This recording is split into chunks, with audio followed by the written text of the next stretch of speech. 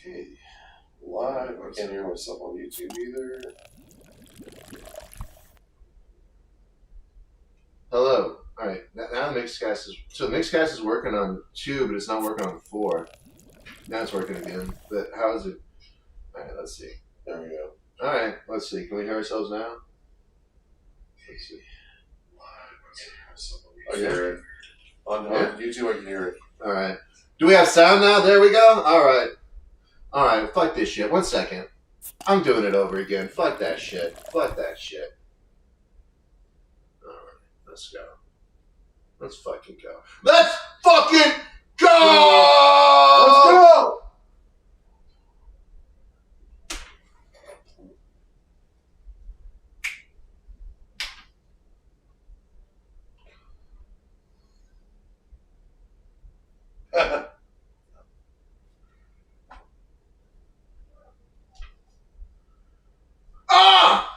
Oh! Take 2! Take 1! Take 2! Yeah! I'm drinking out of a gator's head! I'm drinking blood tonight! More blood for the blood gods! Yeah! There we go. There we go. Hear myself? Yeah! Can you hear me? Can you hear me? Can you hear me? Yeah! Can you hear me? Yeah! Can you hear me? Hey. Hello. Let's go! Let's go! There we go! Woo! Yeah! I can't feel my face! I've been doing cocaine for 24 straight days! I ate 4 gays! I ate the butt of 4 gay men! Hey, This ain't for the layman's! This ain't for the straight men's! I took 3,000 ketamines. I'm full of pride! I did laugh.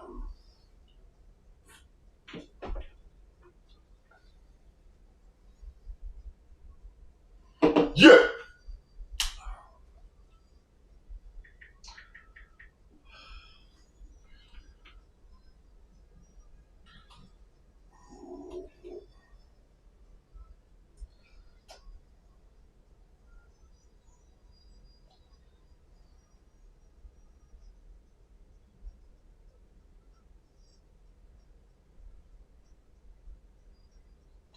There we go.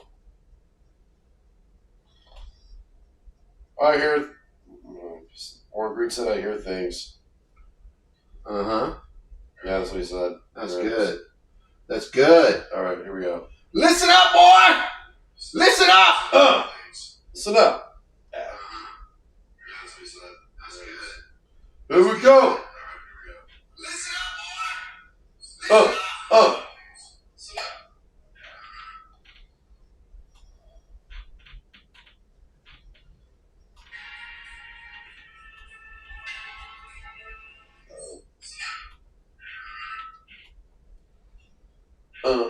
Down, boom, boom, boom, boom. Gotta go through my documents. Jinkies. Your Jinkies. sex documents. Your porn documents. Can't see without my glasses.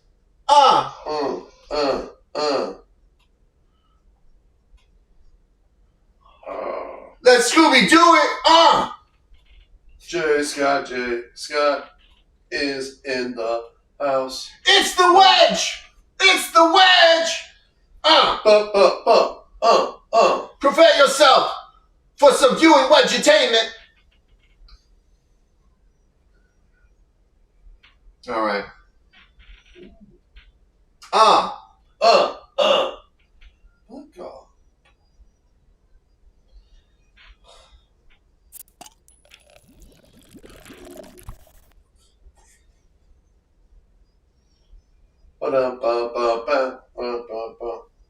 Adult Swim.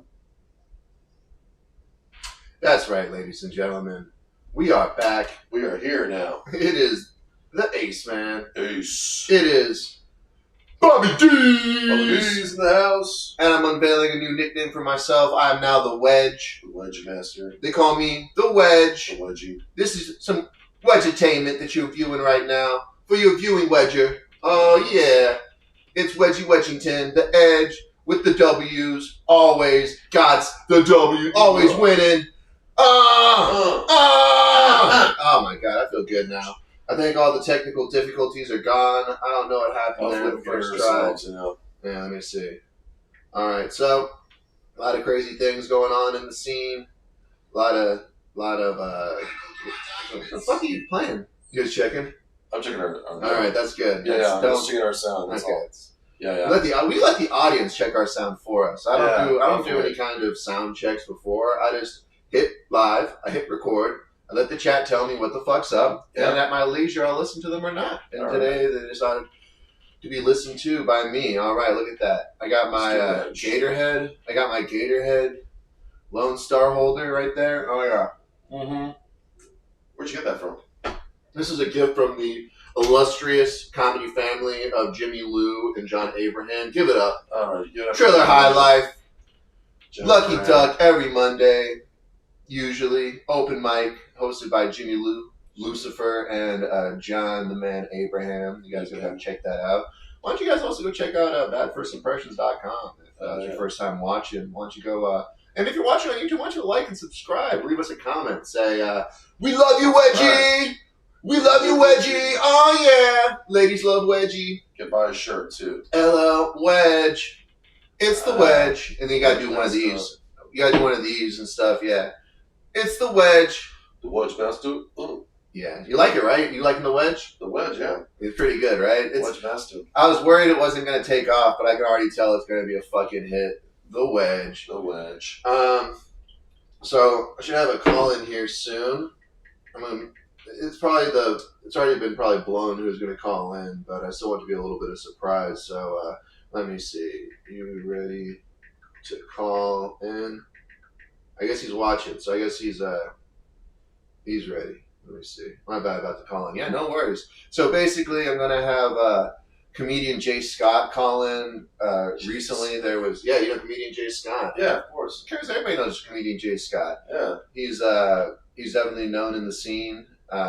He's always seems to be getting in the mix of some kind of... about something on his Facebook. What's he usually talking about? A lot of the stuff that's going on in San Antonio comedy scene and all that stuff, you know. He has like a strong opinion about it? Yeah. What are some of his opinions? I think that one time, like... When he said no Asians allowed in comedy, I agreed with him with that. I don't know. Did he? I don't know. I'm just making that up. I guess that's just what I say. I guess I'm putting that on him. Doesn't he not like Jang Young Summers? Jang Young Summers, dude. There's one of those here? Yeah, she was at the upstage. I'm talking about Asian guys. Asian chicks can do whatever they want to. No. Alonzo. But you said Asians in general. Like, man, that's Asian as hell too. When you got an X in your name, and it's not even at the end of your name, like a respectable Alex. You got to start off with the X. Just throw it right in your face with that XIO. Y'all me. Oh yeah, that's right. So apparently, I guess he was. I don't know exactly what happened. I saw a video of. Let me see if this will pull up over here. Will the video pull up? Let me see. Okay, well, nice. So I saw this video over here of like, I think it's Bobby Smith running down on Jay Scott at a grocery store or something. I think that I don't know exactly what it is. Yeah. But that's the best that I could tell because I see the Jay Scott's recording, and then I guess I hear Bobby in the background. I don't know what he's saying. Let me see if we can hear it real quick. Let me see. I don't know if anybody's watched this. I found it on Jay Scott's page. Oh, here he is. 1 second. Here's the Scott man right now. Someone's calling. All right. Let me see. How's it going, sir? Do we have you on? Hell yeah. I can hear you. 1 2 1 2. Yes, we hear you. Yeah. Let me see. Let me take down the. Not much, boss. Let me see. I had it all queued up to have your name right there, comedian Jay Scott. It has your little Instagram at down there, but I accidentally also had it queued up for Trump because obviously I use this for Trump usually. But how you doing, boss man? I haven't talked to you in a while.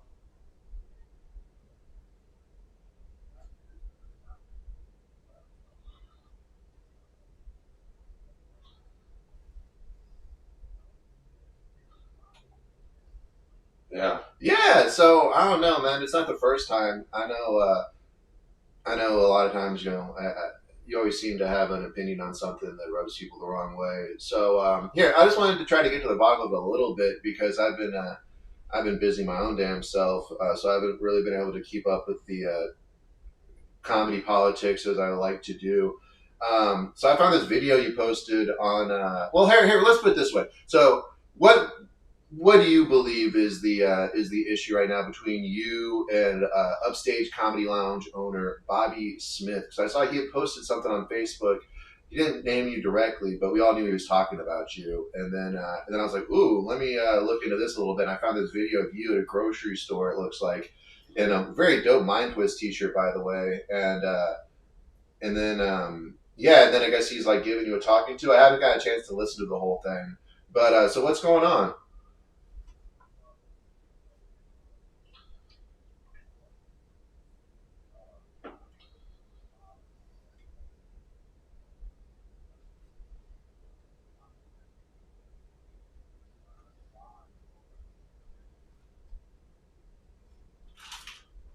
Check to see if we can hear Jay. Sorry about that. Yeah, break. I can hear you. Bob can hear you. The audience is saying that they can't hear your audio, so I'm having just say something real quick. We can't hear the phone call. God damn it! Of course you can't hear the fucking phone call. 1 second. Oh, you can't hear him. What the fuck? What the fuck's going on there? Okay, 1 second. I'm gonna try to take it off. I can't hear him either. Alright, 1 second. Alright. Like the whole fucking point.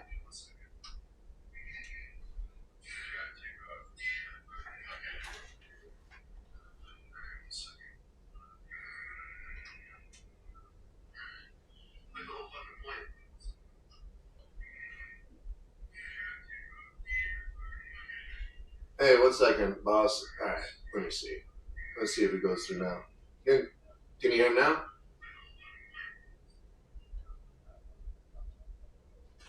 No, that's fine. No, don't worry about that. What the fuck? So you can't hear nothing? No, I'm just hearing the phone. I love it. Alright, let me see what's going on here. Good time. Wait, I think it's. I can hear some. I can hear it. Yeah, I can hear it.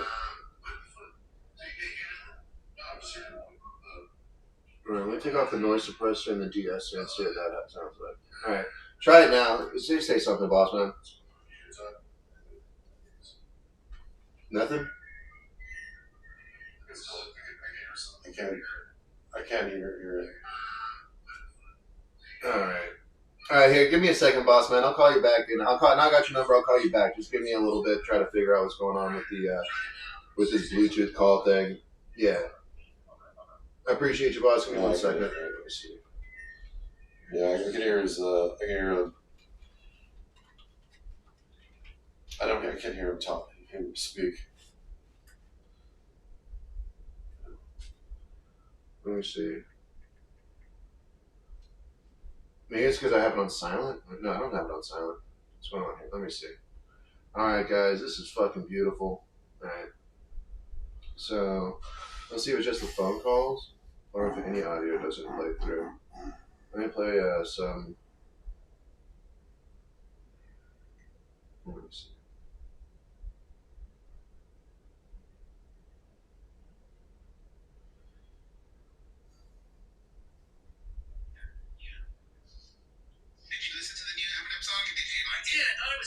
Is that going through, guys? Can you hear it?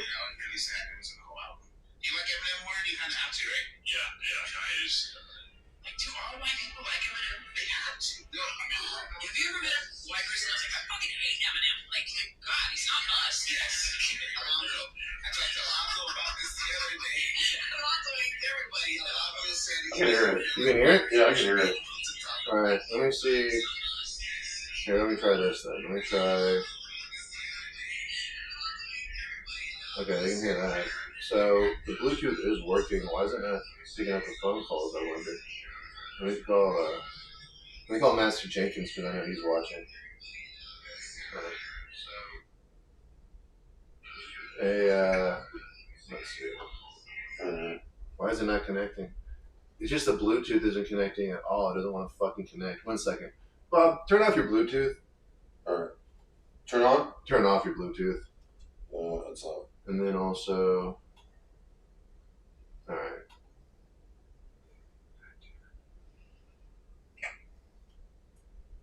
Alright. Tascam is connected, but it's not showing connected on here. Hey, Bob, just say something. Testing 1, 2, Bob, 1, 2. Let me see. It's not going through. God damn, 1 second. This is fucking fantastic. Mm-hmm. It's like, what's the fucking point? I'm feeling very unwedgy right now, dog. The wedge has left the building at this point. I know, you can hear me, but you can't hear the fucking, can't hear the, whatever, Tascam. Okay, let me try this. Let me restart my phone and see if that helps. Alright.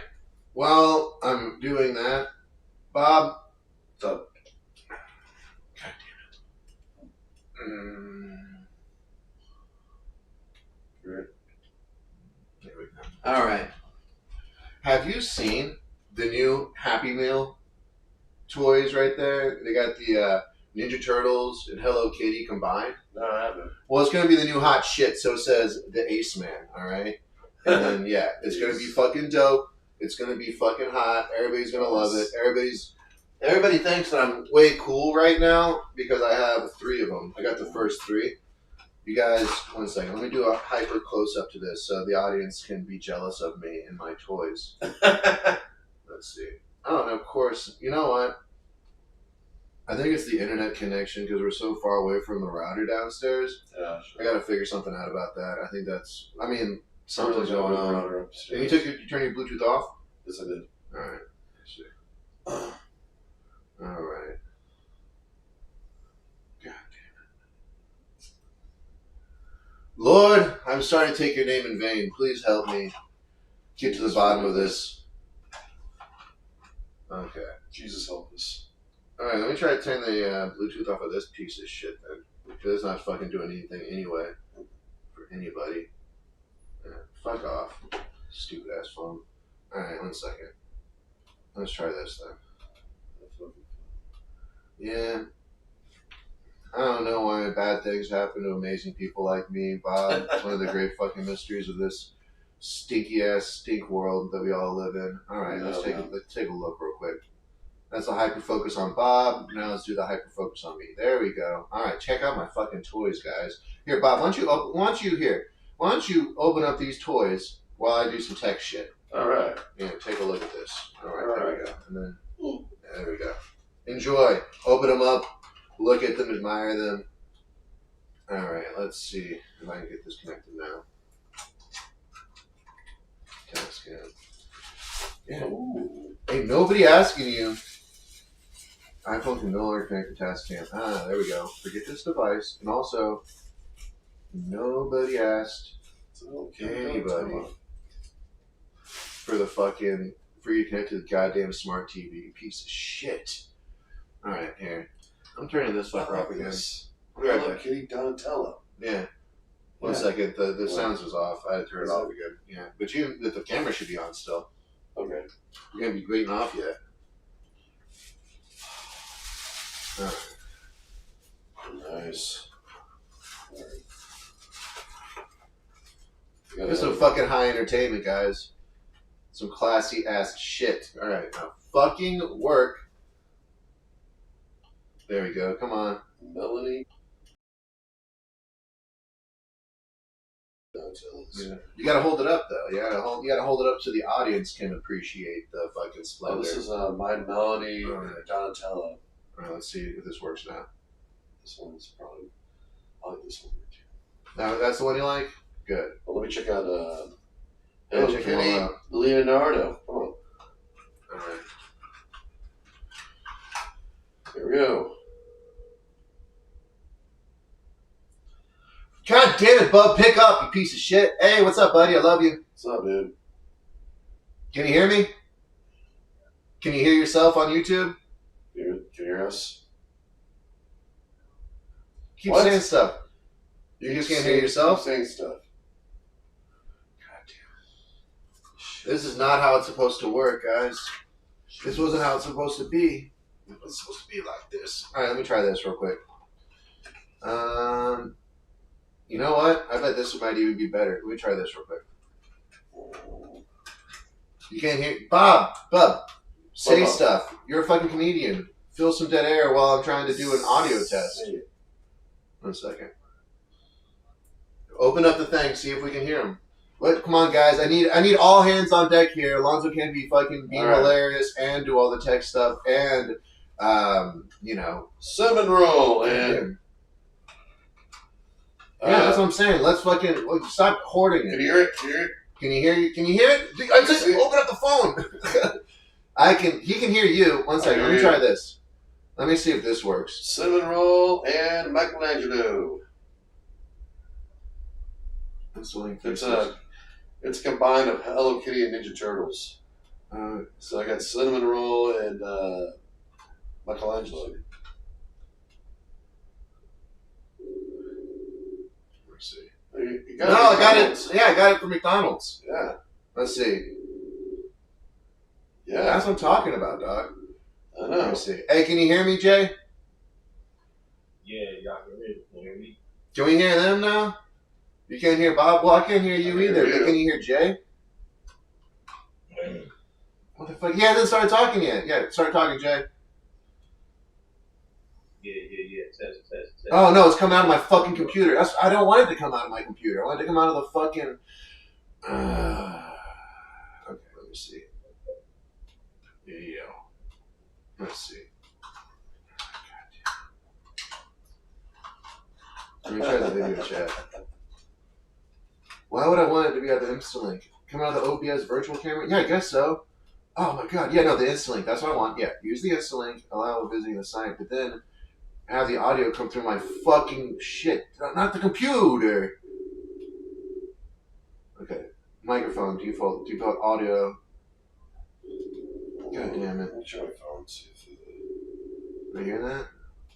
What about that? Huh? Hello. Yeah, I'm trying to figure Oh, it yeah, out. we're gonna be here. It's a real fucking shite shizzo. And apparently nobody can hear the fucking... Why isn't the Bluetooth working for the calls? Because it works for every fucking thing else. Oh my god.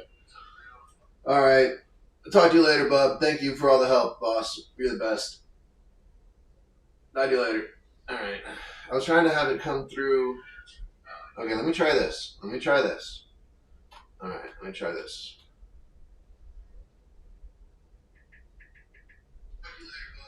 And am I hearing it through? Okay, it's connected. It's connected through there.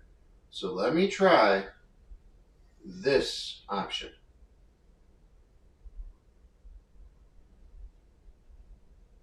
Oh, Alonzo, this is why you don't do a live show. Says every fucking asshole watching right now. Oh, Alonzo, this is why you don't do the producing activity by your show. You fucking... We're trying, okay? Check my penis. What's it? Oh, wait a second. Yo, Jay, Scott. 1 second. Jay Scott. Call me on Instagram. Jay Scott. Alright.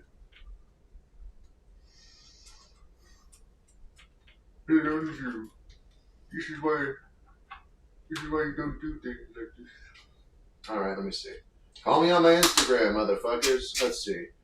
God damn. Alright, let me see if I can call Bob on Instagram. Let me see if that helps. Have the stream pulled up so we can see if it works. Okay. Alright. Let's see. Yes, I'm the testing.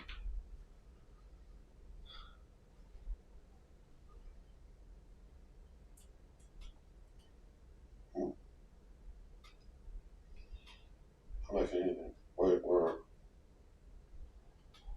Bob, pick up. Alright, let's see if this works now. Hold on. I can hear you. Can you hear yourself? Really? Can you hear him on the stream? Pull up the stream, Bob. That's what you're supposed to be checking. What are you looking at? I don't even know what you had pulled up over there.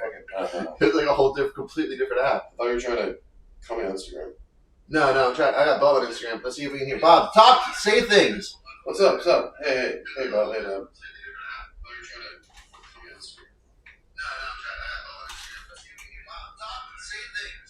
Oh.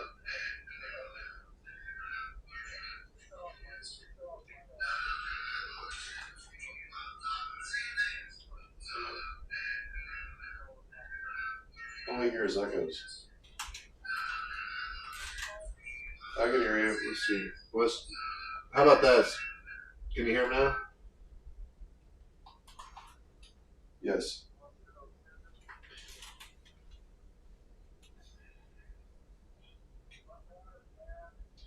Yeah, very fun times. Thank you. You can't hear nothing?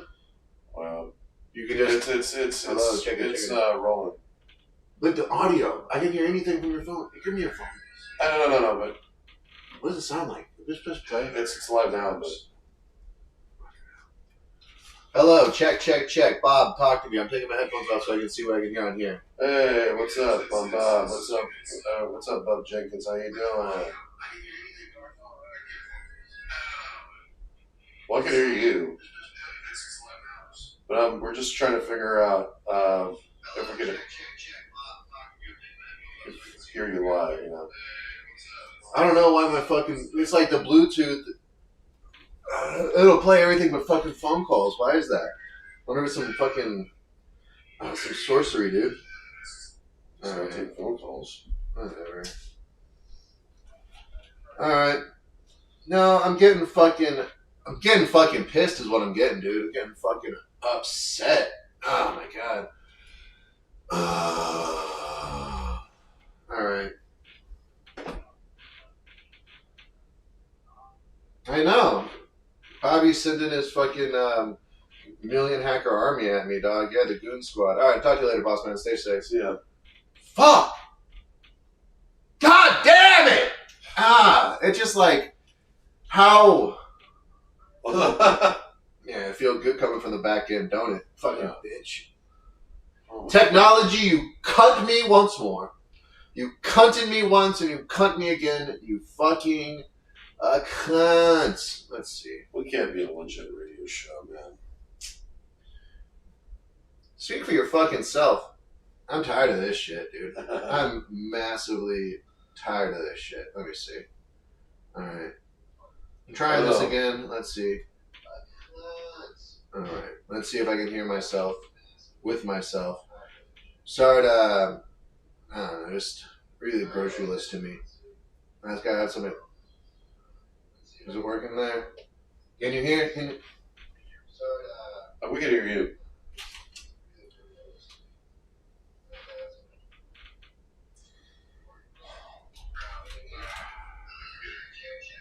Alright.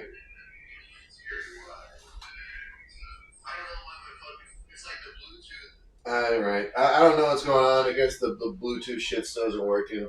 Let me try it one more time.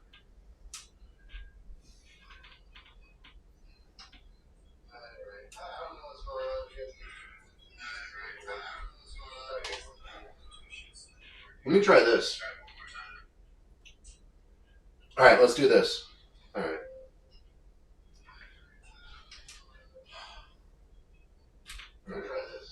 Give me that microphone.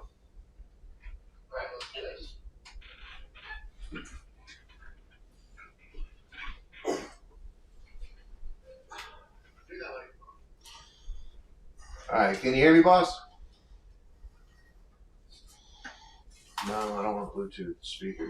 Can you hear me? Yeah, I hear you. Alright, 1 second. Can you hear me, boss? I appreciate the delicacy there. Alright, let's see. Appreciate it, boss.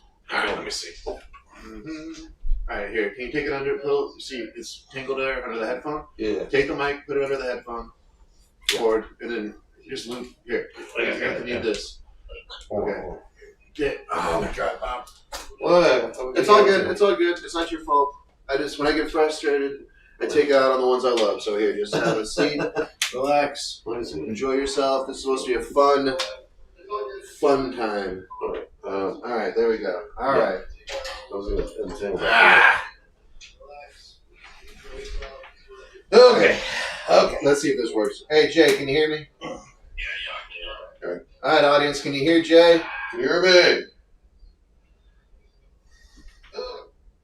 All right. Anybody still watching? Can you guys hear Jay, Scott? Hey, Jay, you just Can got to you talk hear to. us?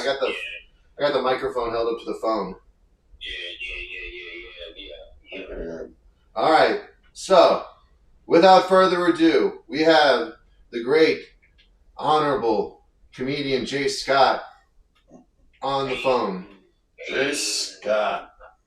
Hey, I appreciate this, man. You know what I'm saying? It's been a minute since I tapped in with you there, Alonzo. So, you know, I know it's a pretty hot topic situation going on, man. So, I mean, you know, I wouldn't say that I would necessarily talk to everybody, man, but, you know, I'll definitely extend the olive branch out to you, man, because I know you really, you know, it's not a lot of bias with you. So,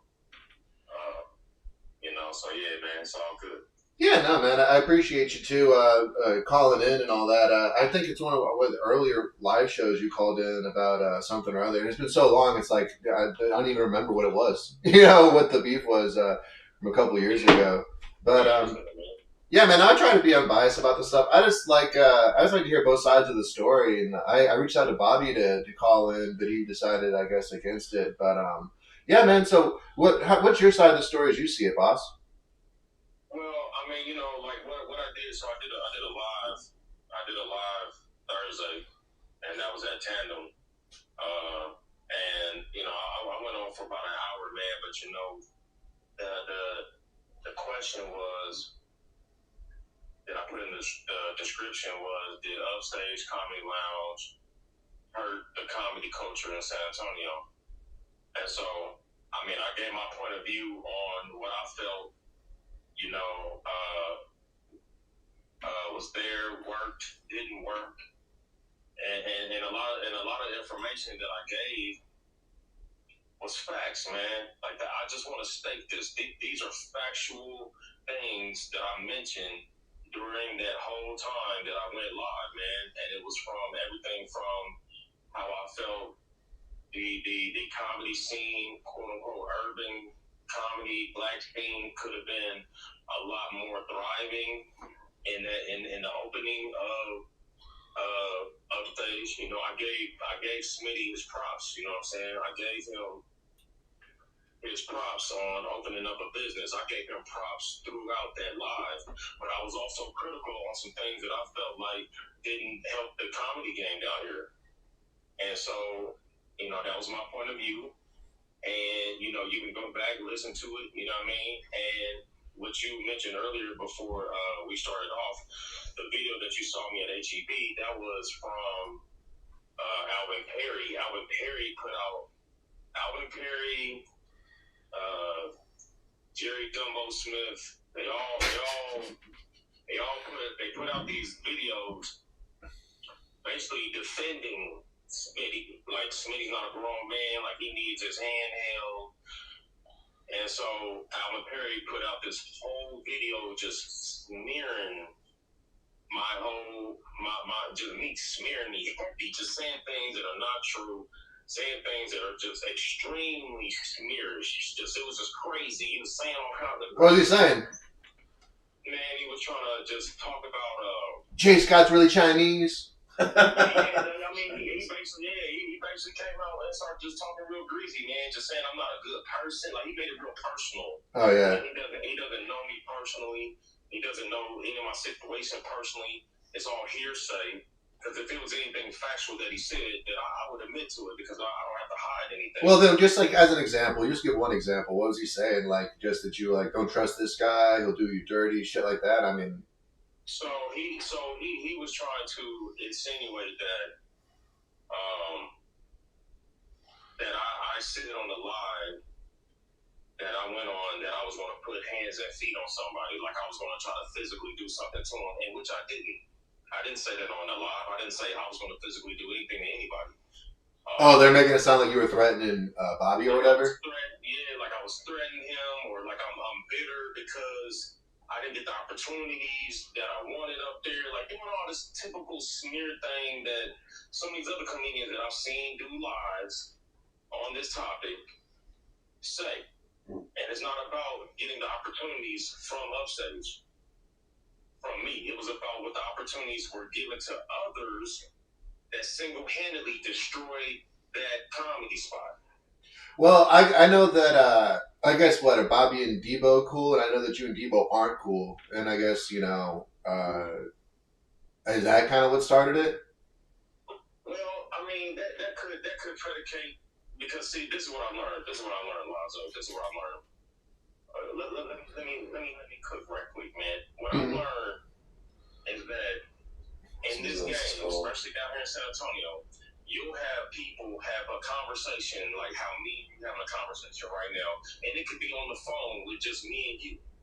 What people do out here, I'll take that conversation, and it could be a conversation I'm having with you about another person that I don't like. I don't like this person for X, Y reasons. I will take that same conversation and go to a club owner, a club manager, and tell them, hey man, you shouldn't book so and so because look what they put online. Look at what they say. They're a troublemaker, and so they do this. So the problem wasn't necessarily with me and Dumbo. It was more of what was supposed to be put on for the culture. You can't. So you're saying that you guys had a convo with like Debo or something, and then he went and told Bobby what you said about him or some shit like that, or some other club owner. Man, look, this is something that. So at that time when Smitty opened up offstage, I did a live, and it was bigging him up, and I was at that time still having friction with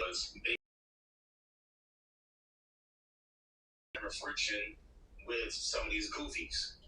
So the whole video was about praising Smitty and being critical of Dumbo. Is that video still up? I don't know.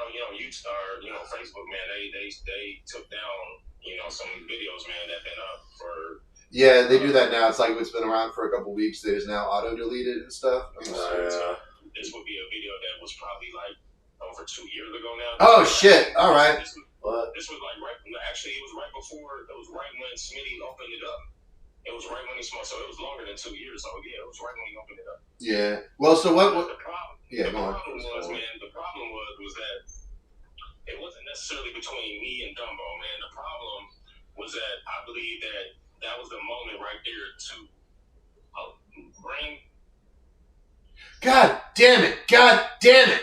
What's going on? Nothing. Fucking Trump's trying to call in, which I would love for later, but it keeps on beeping, you know? And it's bumming me out. And so I was trying to hang up or whatever, but it hung up the wrong call, obviously. Because why not? Why wouldn't it fucking do that? Are you there, boss? Yeah, There we go. Yeah, sorry about that. That was me this time. God damn it. All right. I'm about to say they didn't recorded your video already. Yeah, can you holler at Sam and tell him just to wait for a second? Because I can't, yeah. 1 second. Just tell Sam to chill for a second. 1 second. Oh my God. Sorry about that.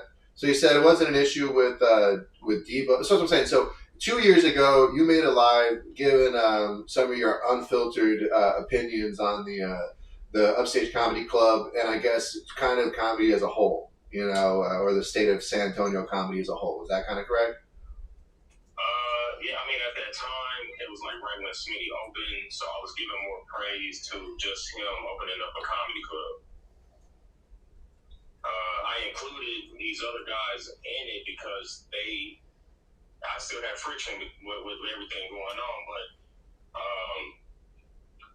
what I'm saying, man, is that, man, that was the moment right there. Like, if that was something you were trying to do for the culture, you were saying, hey, man, I want to do this for black comedians, then you could have pulled every black comedian in, tell everybody, hey, y'all need to push this beef shit to the side, and y'all need to come together and let's really make this happen out here. But that didn't happen. You know what I'm saying? And you allowed people to come into your venue, and I'm pretty sure they broke bread with him. to allow them to have spaces monthly. And they did that for about the first 2 years of Upstage, and people got tired of it, man. And what they get tired of? I'm sorry. I'm just doing tech shit on this end because I know. So what it sounds like is a lot of this has comes from your beef with Jace with fuck your beef with Debo. You know, and I don't know if we ever gotten to the bottom of that. What was that whole issue about? Why do you and him have the friction in the first place? I mean, you know what I'm saying?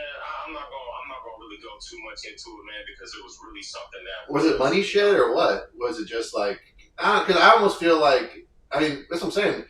Was it just more of an energy that you got from the guy, and you just kind of put two and two together, and you're like, oh, okay, you know, do you feel like, and is there any possibility of you guys burying the hatchet and fucking being cool? I mean, you know what I'm saying? If it was something towards like doing something like where we were on shows like under the umbrella of an Upstage, y'all can put that ego and put that stuff to the side. But as far as like anything outside of that, probably not. Just because I mean the guy's just too weird, man. He's too weird for me. Like he's somebody who I built somewhat of a friendship with in the beginning. But you know what I'm saying? Once I actually got to know him, I'm like, man, you just a GMO fake weed guy. You're not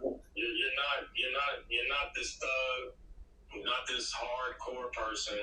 I seen pictures when you was looking like a backpacker. You know, you got a picture I sent you. I sent you a picture where this guy's taking a sketchy picture looking like a thought. Like I mean, all that facade don't mean nothing, man. What's so funny is you did sit 1 second. I'll pull it up 1 second. I'll pull up the picture real quick. Because he posted this, right? It would have. I'm not doing anything. It's not like you got this secretly. He posted this on his social media, right? Yeah. I don't know how long ago it was, but yeah. He put it up there. I thought this was Jay Scott for a second. I thought he wanted me to put it up there so he could plug his tour dates or whatever. It took me a second. I didn't read. I saw the little Debo logo because I was setting up this morning. And you sent this. I was like, oh my god, that's pretty. I thought it was you. I don't think there's anything wrong with that. You know, man should be proud of his body. I don't know. I mean, you know, hey. But that's what I'm saying. To each his own. Exactly. You know, and it's like you can also feel a certain way about that and be like, I wouldn't promote that or whatever. You know what I mean? I think it was like comedic suicide, man. But look, this is what I'm saying, though, man. Like it's something that I got a problem with that was beyond comedy, man. That I mean, it kind of involved Big Clay, rest in peace, man. It involved like him. It involved like some things that you know what I mean. I'm really not about to air out right now, man. But let's just say it was something where it was more than just some comedy shit, man. And it was something that I'm not used to, man. Coming from the Midwest, coming from Indianapolis, man, I'm not used to comedians fighting. I'm not used to comedians doing all this. Like, I'm used to the talent being what got you booked. I'm used to you being funny, what got you looked at. If you were friendly with somebody, you were cool with somebody, cool. But out here, you have to muzzle your nose and butt cheeks. Let's be 100, man. You gotta put your nose so far up someone's booty cheeks. Paul's no diddler, no rainbow. So much. That's true. That's so much where I'm used to relying on talent. Yeah. And so that's what I'm saying. Like that became something that now he's around because before Upstage, man, these people were running out of steam, man. They were running out of steam, and they were making things more personal when it came to speaking on me. And I didn't say nothing, man. I let a lot of this stuff slide. I let it under the bridge. I didn't say nothing for a long time. So what made you? Under the table, you know? So what? Okay, so I want to go right back to the little live that I guess maybe started it, but then I also want to get to this one that you took at the grocery store. I want some context for that. But I guess what was the catalyst of you doing the live at Tandem? Were you just kind of feeling upset that day, or was there anything in particular that set it off? You know, that was like, all right, I got to speak on this or whatever. So when you're someone who feel as if and has receipts with of having your back up against the wall, and you are feeling as if you've had just like I said, man, just smear campaigns. It's a lot of smear. It's a lot of truth, man. I think people love to lie. That's the thing, man. People love to lie, man. I love to lie. It's fun as shit. Lying rules. People love it, man. Did you know Bob was Chinese? Who? Bob Dell was Chinese. I'm part Chinese. If he put his face up closer to the camera, I can definitely see it. You know? My real name's my last real name is Bob Dang. Yeah, he's from That Bob Dang. he's closely related to the Buddhas. I am a I Buddha. believe it. Yeah. Yeah. I'm sorry, man. Don't interrupt. No, you good. But once I felt like, man, that I have been able to kind of take quite a bit of the shenanigans, you know, it was either gonna happen when I'm all the way on top, or happen in moments like this where I feel like I needed to get this off my chest, man, because this has been a few years in this built up. It ain't just something I just woke up like I'm just gonna do this. It's like, you know, I felt like that I needed to see. Like, I want everybody to understand. It doesn't matter to me about getting into some of these venues because I'm not in these venues already, and it's not because I'm not funny. It has to be something else, and I know what the something else is. And so it's like once I seen that this particular situation happening, the club closing, yeah, I'm gonna speak on it. I'm gonna speak on it because there's a lot of behind the scenes shit that I clearly state in all that video that was truthful. What did you say about the club closing? I didn't catch that. I didn't see that video or message. Or did you make a post or? Nah, you gotta go back and look, man. It's a whole hour. You know, I can't just break that down in like a few words. It's a whole hour. No, I mean, come on, just like the long and short of it, like the top three points. You know, as I'm saying, you don't even. I guess I get what you're saying. Okay, so yeah. one thing that I felt like destroyed that spot was that you had the same type of comedians doing the same material for the past 10 years and thinking that people were going to pay to see that. You're bringing, and I'm being one of those. It ain't just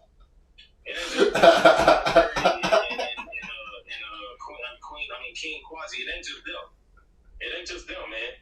I'm talking about other comedians who were put on these stages monthly that say the same shit, say the same material. And when you got people that work there, people that been around there that come up to me and just randomly tell me things about what's going on up in there. I mean, people come to me and tell me shit all the time because a lot of times, man, they can't go tell nobody else. You know, I'm like a safe space, man. I'm something that I'm someone who people come and give information to because who else are they gonna give it to? Who else is gonna believe them? Because you got too many people, and I'll speak on some of these weirdos here in a minute, like Dallas Vann. I'll speak on these people, man, because these people are weirdos, and you got these people in these little cliques that are trash on stage. Single-handedly dog-walking people out the crowd. Dallas Vann is trash. Man, I'm going to say it again, he's trash. He put a little comment up there on there talking about, he was in Tandem, he was drinking a coffee cup that wasn't even from Tandem. It was a mic there. Did he perform? Yeah, I did. He's drinking a coffee cup that wasn't even from Tandem. What a Randall move. What a fucking Randall. He's bringing in outside beverages over here. It was a coffee cup from Tandem. I was there at Tandem. I performed there at Tandem. He wasn't even there.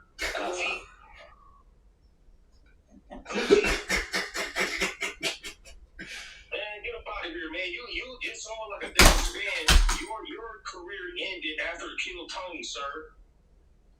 After the Kill Tony show, your career was done. You single-handedly have dog-walk crowds, sir. What, did he not have a good Kill Tony set, or what?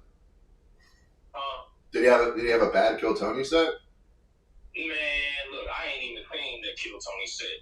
I heard countless amounts of people saying... I ain't even seen that shit. What, exactly? Yeah, I ain't even need to see it. That's funny. So, what chat's saying, Dallas Vann been getting booked at LOL, though. Wide-eye emojis. Yeah, of course. Big wide eyes. Of course. Yeah, it's the go along, get along game. The nose and the booty cheeks? Is that what you're saying? It's just another case of nose and the booty cheeks? Go along, okay. he got the top of his head to the bottom of his neck. Like me, myself, and Irene. People, look, to the people that are listening to this, if you see the same people in rotation in these same places, it's not because they're funny. It's because they done dove knee deep into these people's booty cheeks. Dealer, and they're able to get on these spaces, man. You got let me name some names. You got a Joey Smith on a Sunday and laugh out loud. Stop it. Stop it, man. Stop playing, man. Stop playing, man. What if I'm speaking on this, man, because I don't care. I don't care.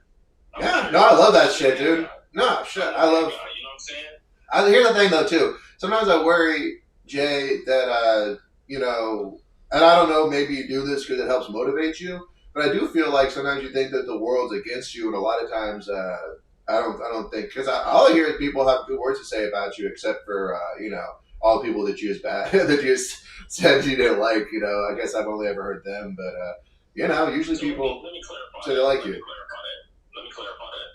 So that's the easy route, man. Because you're not the only one. You know what I'm saying? Will Mosley did a live yesterday with him, Ryan Shields, Scott Ramos, and Christopher Patrick on there. And it's the same playbook, man. The reason why someone can say that they feel like I'm like the disgruntled, angry, bitter guy is because I'm in a position where I've had things done. If you have not had things done to you in this comedy game, then yeah, you'll be free flowing. You're drinking your little drinks, and you're smiling all the goddamn time. But when you actually go through some of the trials and tribulations of dealing with people that just don't want to see you succeed, yeah, you can get to the point where it makes you angry. Do you think I want to be in this comedy game and I'm out here not trying to get shows? It seems like there was a certain point in time where it changed, and a lot of that changed after being at Laugh Out Loud, and there was a situation that happened at Laugh Out Loud. What happened at Laugh Out Loud? So Laugh Out Loud, man, probably about 6-7 years ago, man. There was a situation that happened in there with someone that wasn't even a comedian, man. Someone that actually stayed near me, like a neighbor, and Dumbo let them through there. And it was like some silly shit, man. But a situation popped off in Laugh Out Loud. Well, at that time, man, of course, I feel like that after that, man, there was a stigma put on me that's not there. Like I'm a troublemaker, or I'm kind of guy, and like I'm not approachable and bookable when they know I'm out here doing these things, man. And that's kind of stuck with me, I feel like, in a negative way where. And then you got people that will try to talk to about me to people like, yeah, you don't want to book Jay Scott, you don't want to do this, you don't want to do that, and I feel like that's a real thing down here. So yeah, it may come off like I'm angry, it may come off like I'm bitter, but that's why I don't have to depend on these places, man. I can move around. I think you're admitting that you're angry and bitter, but you're saying that it's due to other factors besides you. I guess here's the thing. And I don't mean any disrespect at all, so hopefully it doesn't come off rude or nothing. But it's like, I think you think that when people are saying bad stuff about you, it's like about you're funny, But I think it's maybe about like other, like I guess just being like kind of like prickly. It could be more of that, because I know that's why people don't like me. People say that I'm funny, but I'm also kind of a prickly guy, or I get loud or too drunk, or you know what I mean. It's just. I got a lot of faults that aren't the comedy that prevent me from whatever, and again, though, Alonzo, bro, that could be, but still, like I said, Dallas Vann, who has been in situations where he done physically almost attacked people. Man, stop it, man! Like belligerent, drunk. Man, there's people that have been wilding out that still get able to do things. I'm a man. I keep to myself. Can you close that door? Yeah. I keep to myself a lot of times, man. So you know what I'm saying? So I mean, yeah, you would think that if I were a drunk, if I were physically attacking people, if I had a gun on me and pulled a gun out on some people in front of a comedy club, yeah, you would think that would not get me in places. But that's not what I've done, man. I've just been opinionated and I've just been funny. And so that is a good point. I never really heard anything about, oh, Jay Scott did this or that. You know, it's usually, if they say it, it's usually like, oh, he did a live. You know what I mean? Which is like, you know, right. Yeah, that's a good point. I'll give you that. People get bent out of shape, man, because I can do a live or I can put up a post, and it could be a general post. But that general post, you'll have countless amounts of people thinking I'm talking about them, when I'm probably really not. So the insecurities, man, and like I said, man, like I believe that it's not just me though. There's other comedians that have been done wrong that just don't necessarily speak up about it for whatever reason, and I respect that. Me, I can't hold that in. I can hold it in, pause, no diller for a certain amount of time. But when situations like this come up, yeah, it's the right time to speak my piece, man, because my point of view, I've been kind of quiet and kind of chilled out because I'm like, all right, I still may have to try to do business with some of these people. But then when I try to be cordial and cool, I'm still done like in a dirty kind of way, man. It's just like, yo, when I know this ain't happening with everybody, man. And so it's like I've been kind of just chilled out and not really say nothing. But yeah, this was the time to say something. And everything I said, man, I meant that shit. Yeah.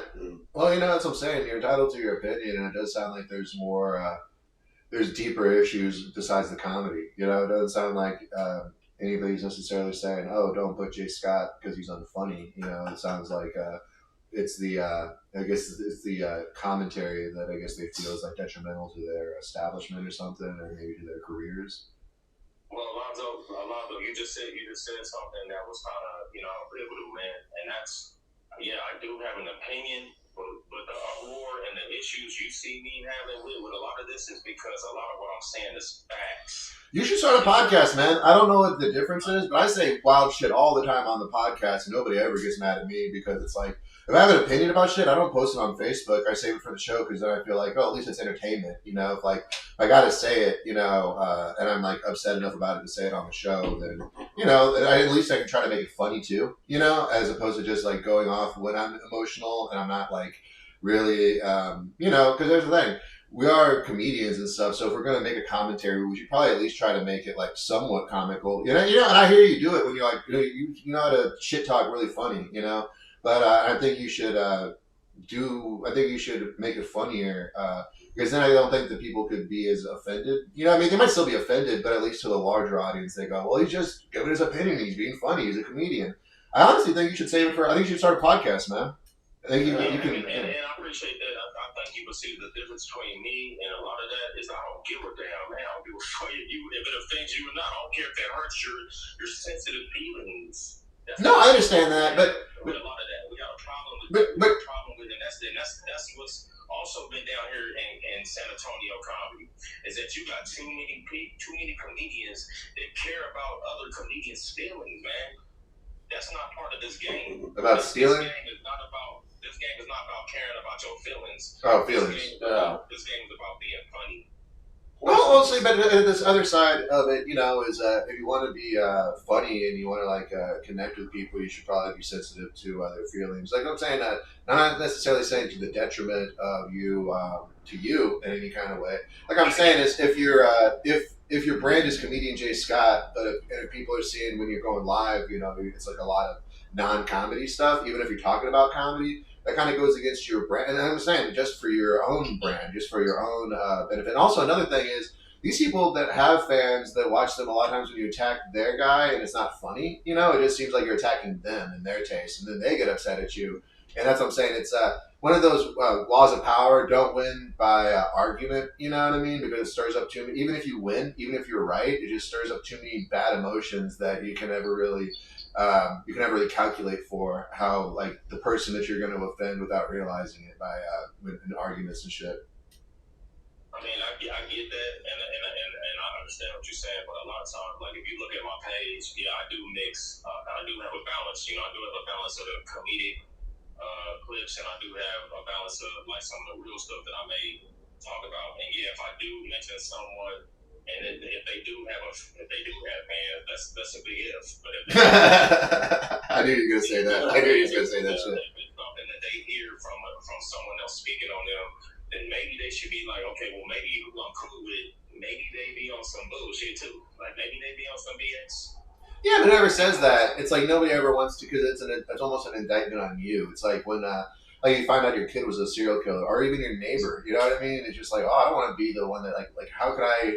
It's like it's for some reason, if you know somebody that does evil shit, you know, and like somebody got along with them, it's like, oh shit, what's wrong with me that I get along with an evil person? You know what I mean? It's like it's easier to almost live in denial in a sense, like Trump with these Epstein things, and all these Trump fans that are trying to, you know, live in like just try to give them the benefit of the doubt still, because they would rather believe that than Trump being a pedophile or their president being a fucking pedophile. You know, I mean, I can understand that cognitive dissonance. You know what I'm saying? It's like you can't. I forget. There's a great fucking thing for it, but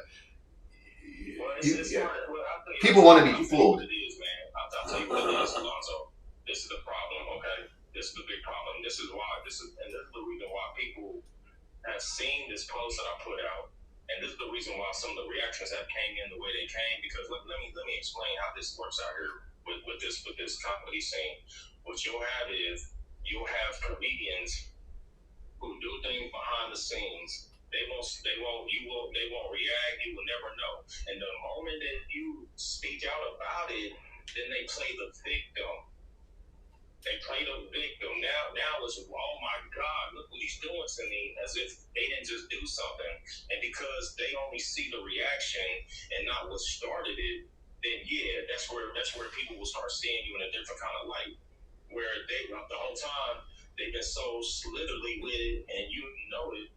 And yeah, you react, and now all of a sudden they're playing the victim. And all these comments that you see posted about what I said, you don't see nothing in there about, hey, well, Jay Scott bombed on stage on this day, or nah, I went to go see him, and it's all feeling sorry for her. It's all a pity party, because this is how these people line it up. They make you feel sorry for them, and they play the victim. I don't know if I've ever seen. Well, I get what you're saying to a certain extent, I guess, but you know, I mean, what else? I mean, I don't know. I just. I also feel like if people aren't like, when people don't put it on, like I think that everybody talks shit behind the scenes. You know what I mean? Like especially I know usually before and after the pod, it's just us like gossiping and shit like that, stuff that we want to talk about, but we don't necessarily want to put out there and make it a fucking thing. But everybody has opinions and feelings about shit. And a lot of times people might feel the way you do, but like I said, it's like brand management kind of shit. You like got to realize that. You a part performer, part also your own marketing team, your own fucking publicist, your own whatever, like your own bodyguard at times and shit. So that's what I'm saying. I understand your philosophy on it too, man. I don't think that I've never like I guess you never talk shit about me though, so I never like had any issue with you in that sense.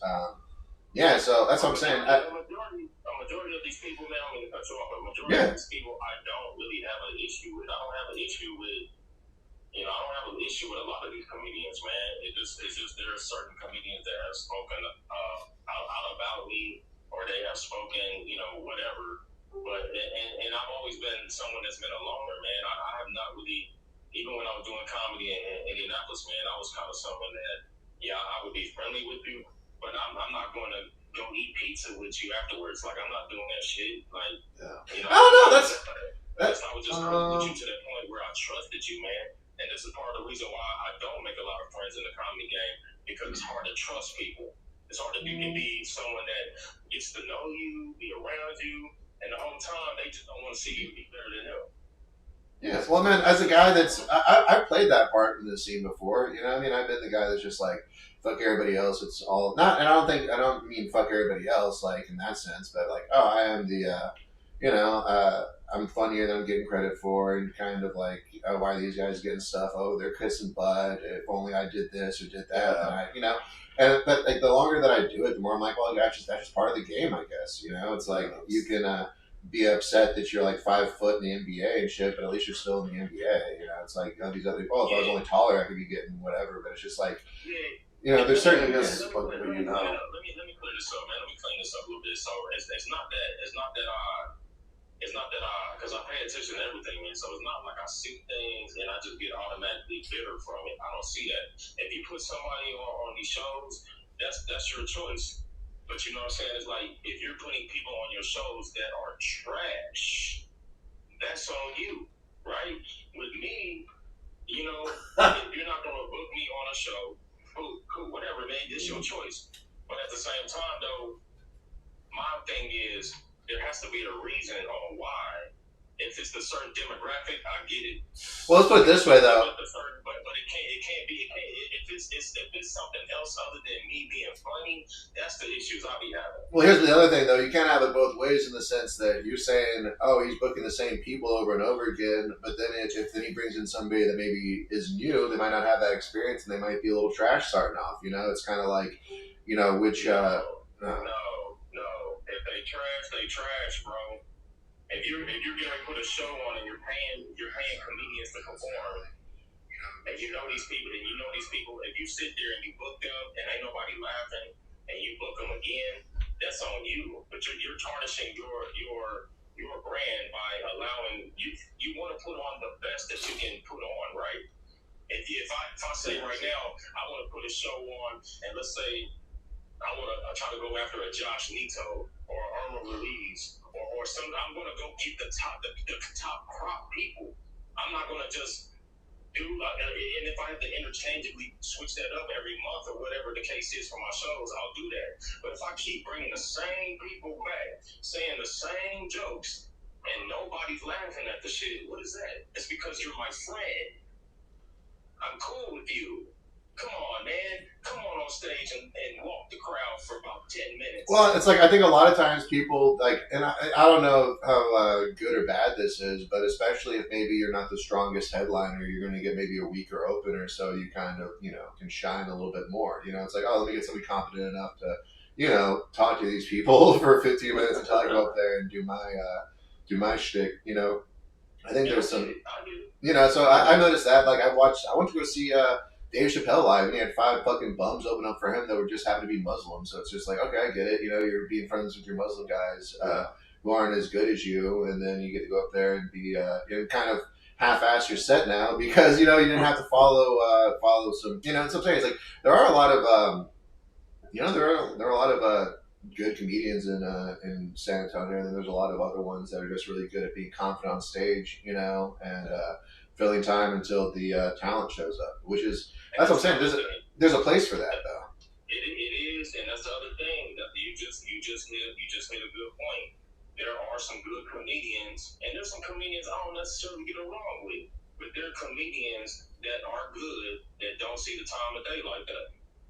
There are some good ones out here. I'm not even going to cap and say because everybody's not trash. But there are some good comedians. There are good 10, 15, 20 comedians that are real good. But these comedians don't get necessarily the clock that they should because you got countless amounts of other ones that got their whole top of their head to the bottom of their feet. They got their feet dangling out of butt cheeks, man. Paul no dick. Yeah, no worries. So let's get to this video. So what happened with the grocery store incident? I got this pulled up a little. Let me see if I can pull it up. Yeah. So what happened with this thing? So like I said, man, it was Alvin Perry, man. He did a live, and he was just going crazy on this live, man, saying some smear shit like, I'm better than you. He's not a good guy. Like some things that I probably could have reported the shit for if I wanted to because it was really, really like in bullying and all this other stuff. So, oh yeah, don't say that shit to me. I'll report you. I'll take your Facebook away. I know that shit. No way. I could have done that, but I was like, it was just kind of. I ain't gonna say shocking, man, but I was just kind of looking like, what the hell is this? So then, he stood where he was at. I just so happened to be coming that direction. Saw him in HEB. All right. At the butt, dog. At the butt. Speaking of butts. That's Howard Edward Butt. That's what HEB stands for. The Butt family. Yeah, we had a conversation, man. And it was a good conversation.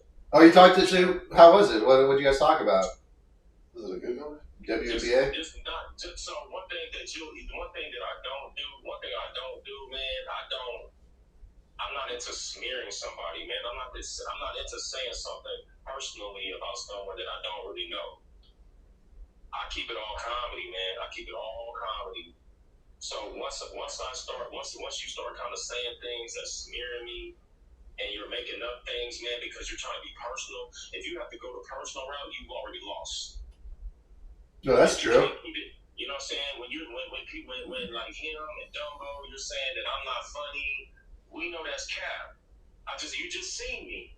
Dumbo just seen me. You just seen me in Balaji perform this past Thursday up there upstage. You didn't have none of this smoke outside. You didn't say nothing. You sat there. You didn't say nothing. But online, you got all these things to say, and I'm like, I don't understand how you able to do this anyway. You can't read and write. So did you go up to Bob, or did Bobby come up to you? No, where at the HEB. No, Smitty was nowhere near there. I thought I heard Smitty's voice in the background. That was Alvin that you were talking to. Okay. That was Alvin. Did he apologize for being mean? No. Did he apologize for being? Nah, man. You know he we were just talking, man. You know there was really no apology needed, man. It just needed to be a understanding that we don't need to do no smear campaign, man. We don't need to be in here smearing. You'd be like, I can make fun of your first and last name, Alvin Perry. All right, so we don't need to start. We don't need to get personal. I love his TikTok videos. I love the guy's name, honestly. Alvin, Perry is a good exactly. fucking name. I like Alvin. He used to call me Alvin when I was growing up. The top 10 neighborhoods of San Antonio. That was a good one. Fuck yeah. I mean, hey, if you can get Dallas Vann up here, let's run it, man. Oh, what, Dallas wants to call in? Dallas wants to call in. Let me see, Dallas. Replying to one Century via. Can I call in as well and talk to him on air? Yeah, Dallas, you call in, boss. I didn't miss that. You got my number here. Let me put my number up on. Put my number on screen. I gotta hear the liathon going. It's a lie. Please get Dallas Vann on here. Let's see. I gotta hear the lies he's getting ready to start spewing out of his crooked ass mouth. I gotta hear this shit. If Dallas doesn't have my number here, buddy, it's on the screen right now, 210-284-2552. Sandy said, when it changed to HEB, did you go down? Don't talk, dude. You don't know what the secret black HEBs? What are you talking about? No. We go colonize them? Come on. Oh, no, I'm sorry. It says the secret black HEB. This was the HEB on the east side, so I mean. Right. See, is Dallas gonna call in? Let me see. I wonder if he messaged me. Let's see. But yeah, so you guys, you talked to Alvin, he apologized and all that, and everything's good. Yeah, I mean, I really had no issue. I've never had an issue with Alvin Perry. Let me state this, man. I've never really had an issue with Alvin Perry. I know that there's some things that he may not have the best reputation about. All right, 1 second. When it comes to. And then let me merge the calls. No, 1 second. The comedy game of San Antonio. All right. So you should be on the line. He's from here. So comedy gang of San Antonio. There we go, Dallas. Don't do comedy. Do not go out. You are not in the scene. You are a troll. Sit behind a computer or a microphone of sorts, and you chirp at people that are working. I'm working. I'm getting booked. Sir, you know the past couple station shows, you dogwall people. Sir, I've seen black hello, you're trash. You're trash, sir. You headline hello, 18 feet sold, no comms. Where's the proof? There's no proof for that. There's no proof for that, sir. Sir, you put your sausage nose in so much butt cheeks. Oh, Lord. Thursday at Upstage. I don't next. You do the show Thursday at Upstage? Next. I'm doing Kareem Comedy Festival at the end of the month. Have you ever been to the festival? Did you pay the festival? Every comedian pays to be in a festival. You're in a city that has mics almost every night. I'm at all of them. Nobody but you. Doing nothing, sir. You're wasting time on the mic, sir. No one's saying, hey man, let's go see Dallas Vann. Ain't nobody saying that. Literally, I just had nothing to so that's completely nobody, sir. You're living in fantasy land. You live in fantasy land. Nobody sees you, sir. Let me ask you this.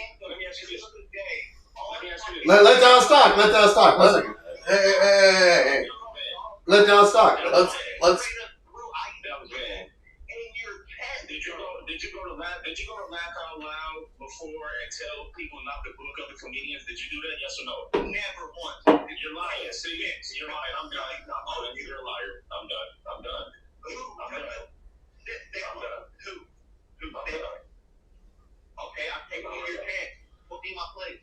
Who did I say not to book? I'm not gonna tell you something that you know the answer to. You're saying that I'm not gonna do that. and we're in here reading. I'm not gonna do that. I'm not gonna do that. You're a I'm not gonna do that. Why? I'm not gonna do that. You would talk to me on air. You know what? I will. You know what? I will do that because you can't beat his ass, Bob Jenkins. Did you do that? Yes or no? I stopped booking Bob Jenkins because he called girls. Did you go to laugh out loud? Did you go to Let Dallas talk. Let Dallas talk, Jay. Let Dallas talk. Did you go to laugh out loud and do that, sir? You're just lying. No, dude. Let Dallas talk for a second. Going to LOL to tell them not to book Bob Jenkins. You think I'm the one that's telling them not to book Bob Jenkins? See, that's what I'm saying. You liar. You got the liary. You got to lie so much. You lost so much, man. So Bob Jenkins called people retarded and said, "Hey, nice pitch to a chick at a show." I said, "Hey, man, you don't do that. You got to sit out for a couple weeks." He said, "Whatever, dude." Sir, you beat belligerent and beat women up, sir. What are you talking about? Have you ever done that in the club? Have you ever done that? Who got beat up? And the study, you didn't do that at what's that? Where all y'all used to be at? What's that club? Y'all, that spot that y'all all used to be at, but y'all all got kicked out of it. What's it called? Blind Tiger? Oh, the Tiger? Did it happen there? My girlfriend got into a fight and we yelled at each other. You want me to get her on here? I can third party her. Yeah, hey, did I beat you? Going to get that? That's back. And that happened once or more than once? Tell the truth. Who doesn't argue with their girlfriend, Jay? Fuck, I yell at my chick. Hey, Scott. Come on, man. Did it happen more than once? So no. So there you go. You're lying. That's what I'm saying. You lying, man. You lying. I'm done. I can get her on here right now to talk about it. Man, I don't care about that shit, man. Hey, man, fuck you in that bitch. Man, I don't care about that, sir. I don't care about that. You're a liar. Hey, that's fine. You're a liar. You're a liar. You want to third party to get her on here? No, I want you to show all the people you said that was at Laugh Out Loud for your garbage show that wasn't there. Where's all that? Because the clip I saw was up very close near the stage, which means nobody was really there. Hey, man, That's funny that you say that. That's funny that you say that. I'm actually holding the receipt that I get from LOL. You know, when you do big shows, I know you I'll break down all your tickets and all your costs. So I'm actually holding it right here, dog. What? Just send a picture over. I can pull it up on screen. Put it on screen, man. Send a picture over. Hold on, let me Send it on Facebook. Stop it. There we go. Stop it. Let me see. Stop I it. think I got you on Facebook. Stop it. Stop it, sir. Sir, after your Kill Tony performance, you were done, my nigga. You're done. You're done. My Kill Tony performance 6 years ago, you bum. And you ain't got better since. I haven't. That's why this headline was Right. No, we didn't think about it. Joey Smith headline. What are you talking about? And then what did you do when you did that spotted update? You turn around and talk shit on them. So literally, you're nothing. You got nothing. So they go, Hey, Dallas, is there any personal info here that I should block out or anything like that? Yeah. Yeah. Okay, well, I'm not gonna put it up on screen then. I'm not putting it up on screen. I don't think there is though, actually. Nobody's looking you, sir. No, I think I can throw this up. 1 second. All time. You're trash. There we go. You're trash. And you looked him in the eyes like a scared puppy. Did nothing. You did nothing. Quasi ain't even fucking like scary like that. That man took ice chip and hit you in the chest. What are you talking about, man? What are you talking about? Oh, when we were all sitting outside of LOL a couple years back. You talking about when you brought in,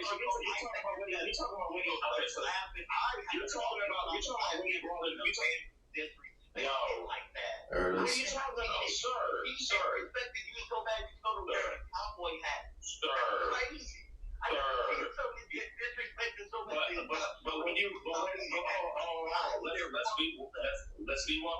When you came to elbow room, you kind of gave me a good talk. You up and you said no. Like that, yeah. I told you get away from me, weirdo.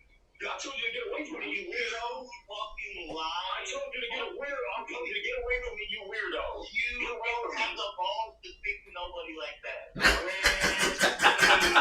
Please.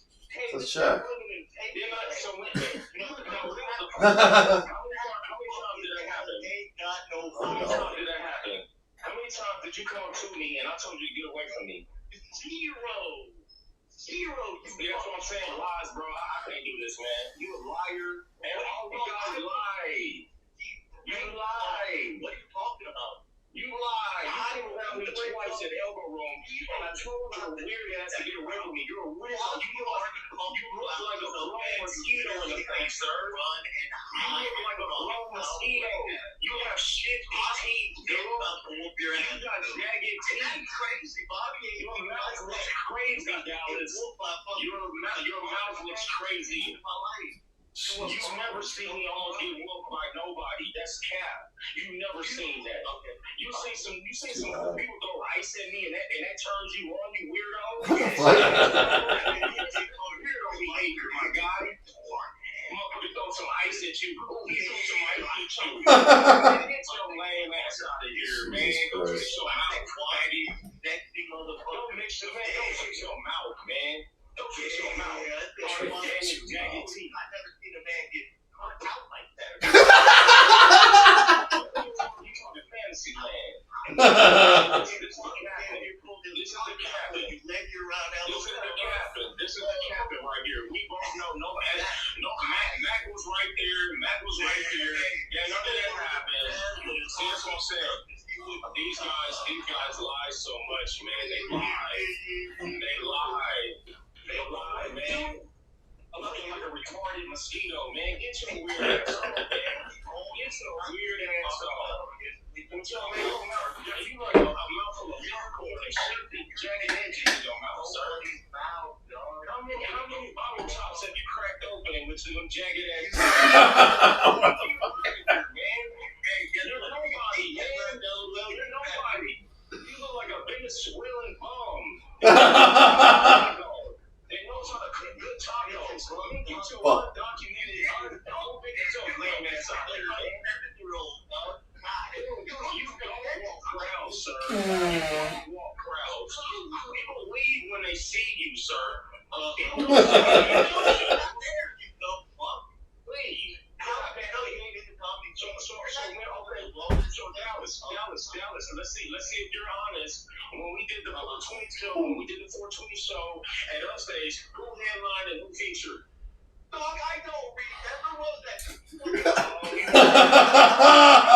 Sure, you Oh, shit. It was last year, right? Now you don't remember.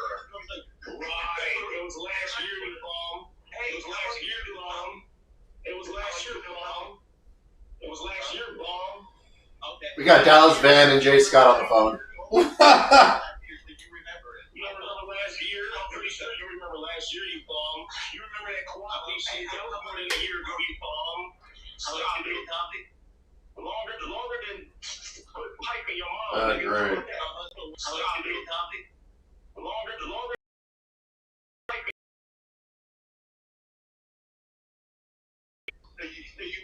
That was fuck. About you headlined the 420 show over Man, right. I had one. Yeah, talk about it. Yeah, I had one. Who featured?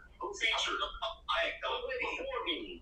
Hey, Lil Pump. Hey, y'all. Who went before me, faggot? Oh, yeah, I did, sir. Right. So that's where you know your place is. That's where you know your It's, place that's- is. It's before me. You're a fucking big. That's how you know your place. This doesn't say it's like honestly. You got your place. You got your place before me, sir. Right. So let that be the example, sir. It doesn't even matter.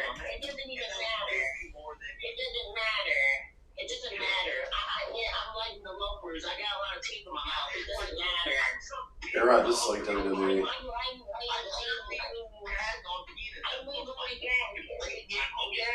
man, because you're weird. You're weird. Yeah, I am weird. I'm weird. Yes, you're weird. And no one laughs, bro. You're trash on stage, sir. I'm ugly and You're trash. it's more than Trash. I've For your been friends. doing it For your friends. I'm weird. I'm For your ugly. friends. You don't go outside of San Antonio. You don't go outside of Texas, sir. Still getting booked more than you've ever been booked in. That means nothing, sir. That means You know, nothing. done like Getting booked to perform in front of 20, Dude. 15 people, that's nothing, sir. That's nothing. Did I get booked? Did I have that in front of 20 people? Is that what that says? No, it's I pulled it up on the screen. That's a fucking lot of people. Yeah, that's a Man, lot. you were in front of people who let you in there. It's not because you're talented. It's not because you're Let you be. That's how it works. So how did all these other bums in there? all other bums? And you probably did something strange for them. You probably did clap your cheeks for that. You probably did. Because you guys are weird. Weird. I'm pretty sure you did. It's not because you're funny. Let's all get weird. It's not because you're funny. No one takes you on the road, sir. No one takes you nowhere. This is definitely a WWE conversation. Definitely. So you go get some cigarettes. Yeah. They may take you somewhere to go traffic some girls. They may take you to go beat up on some women. And they may take you to go bite a hole in the wall. And they may take you to go put your nose in some butt cheeks. But they're not taking you to perform nowhere, sir. You're trash. How long will it take for you to understand you're trash, sir? That's the receipt right here. Pay money to come see you. Where are you booked? I want to go see you, dog. Where are you booked? Come to Killeen, Texas. August 28th. Hey, everybody. Let's get on. Everybody, make sure y'all show up to a festival you pay to be. Yeah, August Stop being gay. August 29th through the 31st in Killeen, Texas. Killeen, Yeah. Texas. What time are you going to be on? What 5 minutes? I'm on Saturday and Sunday. How about that? Saturday. 5 minutes spot in Khalid. Saturday. Y'all make sure y'all show up and watch it. Yeah. Hey, make sure you check out the festival that he's doing. Which one is that? Nothing. Oh no, I don't pay to do Nothing. Nothing. I don't pay money to do comedy. That's Man, you pay. You pay money to get them cheeks clapped, so I'm pretty sure you pay for it. Yeah, you needed to. Yes. pleasure. Yes. That's the That's That's a pleasure. Stop it. Man, that's how you laugh. Man, that's how you were single-handedly. You're single-handedly taking advantage of the game. You got people you should be paying for. Yes, you should because you're trash. Yeah. You're trash. Yeah. Absolutely. You should be, yes. So you have fun doing your little comedy festival. Hey man, go shut your mosquito-looking ass up. Man, get the fuck off the line, man. When you see me in person, let's see what happens. Let's see what happens when you see me in person, sir. Hey, because you're not gonna do nothing. You're not gonna do nothing. You're not gonna be by yourself. You're not. I've seen you in person plenty of times, and I told you to get away from me, you weirdo. You're weird. Listen towards a female because you're moist. You have a musty, sir. You have a musty. You'll be more aggressive to a woman than a real man, sir. Don't tighten up your pussy. Get your pussy off the line. Does anybody else see this? Hey, where are you gonna be? Anybody else see this? I see it. Anybody else see this? Yeah. Anybody else see this? Okay. Wow. Anybody else see this? You're not booked. You're not telling me where you're gonna be. You're not Does anyone else see this? Does anyone else see this? Well, he's got a point. Where's your next show? Yeah, what's your next show? in town. What's your next show in town? What? I didn't hear it. When's your next show in town? Next show. I don't have a show here in town until the 20th. But that means nothing, man. That means nothing. Wait, this kind of show? You wanted to see me out there. What are you talking about? Where you going to be at next, Dallas? That people are actually going to be there. Hey, I'll be at Station Comedy Club tonight. Right, the station. Right. Tell me where Right. you're gonna be. Right. How about this, Dallas? You let me up in the station. You go on first. I go after you, and let's see what happens at your station. I would love that. Okay, let's do it then, sir. What they You do? won't because my guys are scared. Put me on there, Dallas. Literally, I don't There we go. know you yet.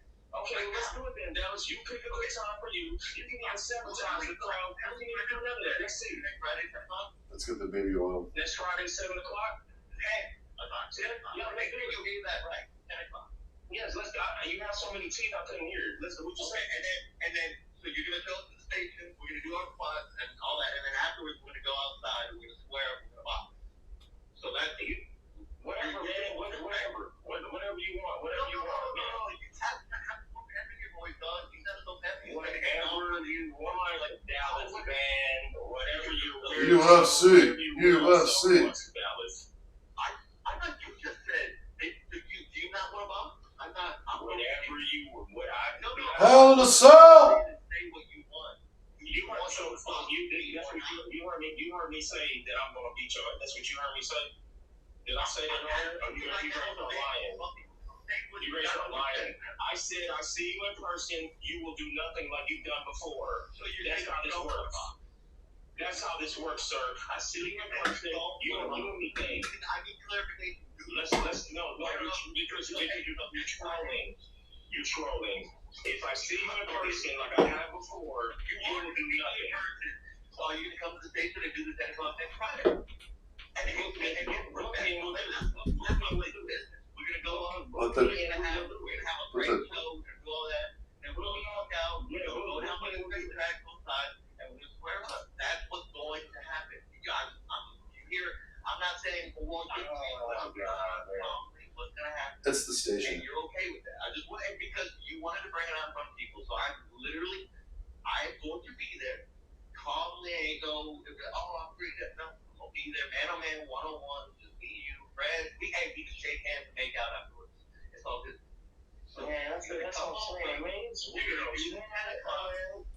Hey, you're gonna get a fun, and afterwards we're gonna walk down the block and we're gonna square up. So it's like, cool, you alright with that? So weird, man. Hey, are you okay with that? Man, do you have a dad? No, that's a problem, man. Yeah, I was born in the tattoo. Anyway, so I'm asking you man to man. Because I love how everybody's watching you crumble right now. Hey, for real talk. Watching me crumble? What are you talking about? You're gonna ask me, and then we're gonna walk down the street. We're gonna handle business like that. Just book it, man. And it's already booked. Why are you avoiding the question? Okay, we'll do what you like, Dallas. Whatever you want to do. Hey, when I see you in person, you will not. This will not happen in person, sir. Because you're more. That's the station. You are a pussy.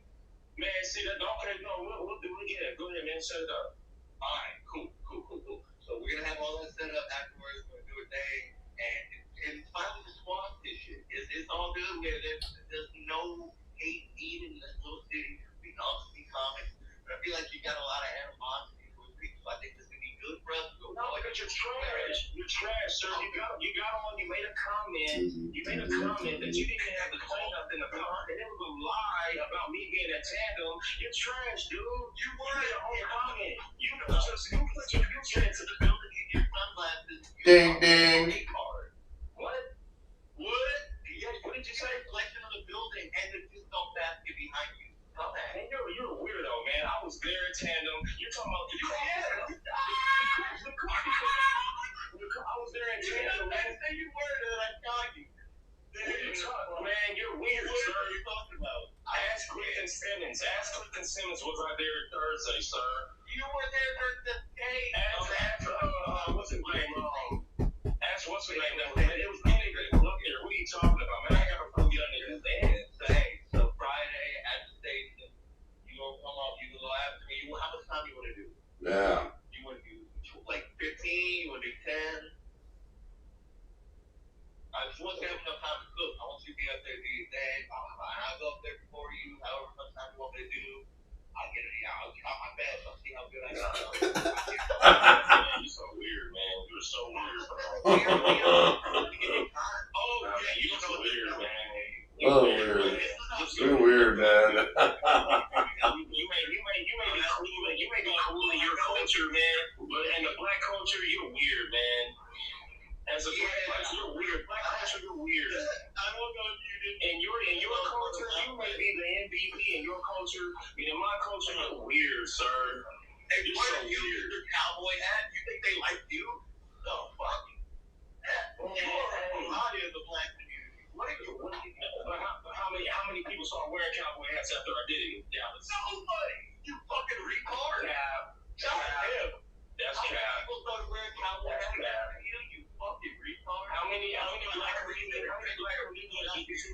How many black comedians did you see? Like, How many black comedians?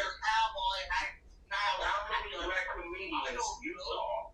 Right, because you don't know Dallas. Like, you don't know comedy, Dallas. You don't know about that. You don't know about comedy. All you know is them big ass teeth you got in your mouth, sir. That's all you got. And know how to manhandle women. That's all you know, man. That's all you know. Bite women and bite holes in walls, sir. That's all you know. Yeah, hold on. I do like women. I grab by the back of the neck. Like a house.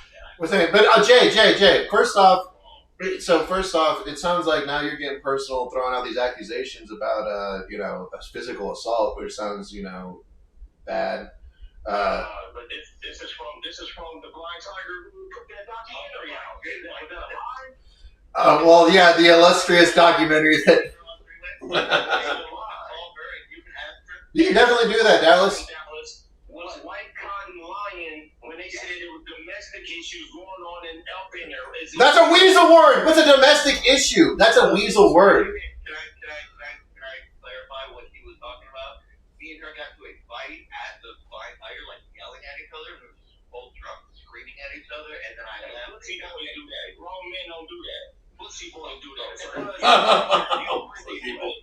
You pussy boy. Pussy You like to boys. scream at women. You a pussy boy. Scream at women. Man, get your fucking ass off the phone. I scream at women, guys. Get up off this line. You cornball, goofy, weirdo, knuckle dragging, teeth shifting. Come on, man. Get your lockjaw ass. Man, get off the phone. Anyway, you was had a third one, so come on, dog. Work that out. Third one, man. Whatever, man. Whatever. Get the goof, man. Get your ass off. The domestic is me getting to a fight with my girlfriend and yelling at her. That's what you're talking about? Okay, I'll take that. Yeah, I'll take that. I'm pretty sure you like to yell at women all the time. I'm pretty sure you do, man. That's what weirdos do. Yeah, I yell at her. That's what weirdos do. I yell at men, women. That's not what the blind tiger was saying. They said you just yelled at women. So where did the men part come in? Okay, so what does that have to do with comedy that I yell at women? Yeah, you do that comedy spaces, you weirdo. Yeah, that's what it has to do with comedy. You do that in comedy space, you weirdo. Okay. Silence. Okay. Yeah. Okay. Bye. Okay. What does that do with that? So everybody's here. We all the whole crowd. They know the 10 o'clock. You're gonna go on after me. That me and you gonna walk off with handle shit over the train track. That sounds cool, hobo style. Yeah, that's what I'm saying. It's chill. It's there. So you're gonna be there, and you're gonna be ready. There ain't gonna be no excuses, nothing like that. You're all good. I'm so weird ass off the phone, man. Man, sir, the only thing that punks you is your bitch, sir. Get up on my phone. Your girl was punking you, and you couldn't take it, and you was ready to put hands on her. You're a weirdo, man. Get off the line. You get hot and bothered when women yell at you. Get off the line. You get hot and bothered and your pussy gets moist when women yell at you. Get your tight vagina off the line.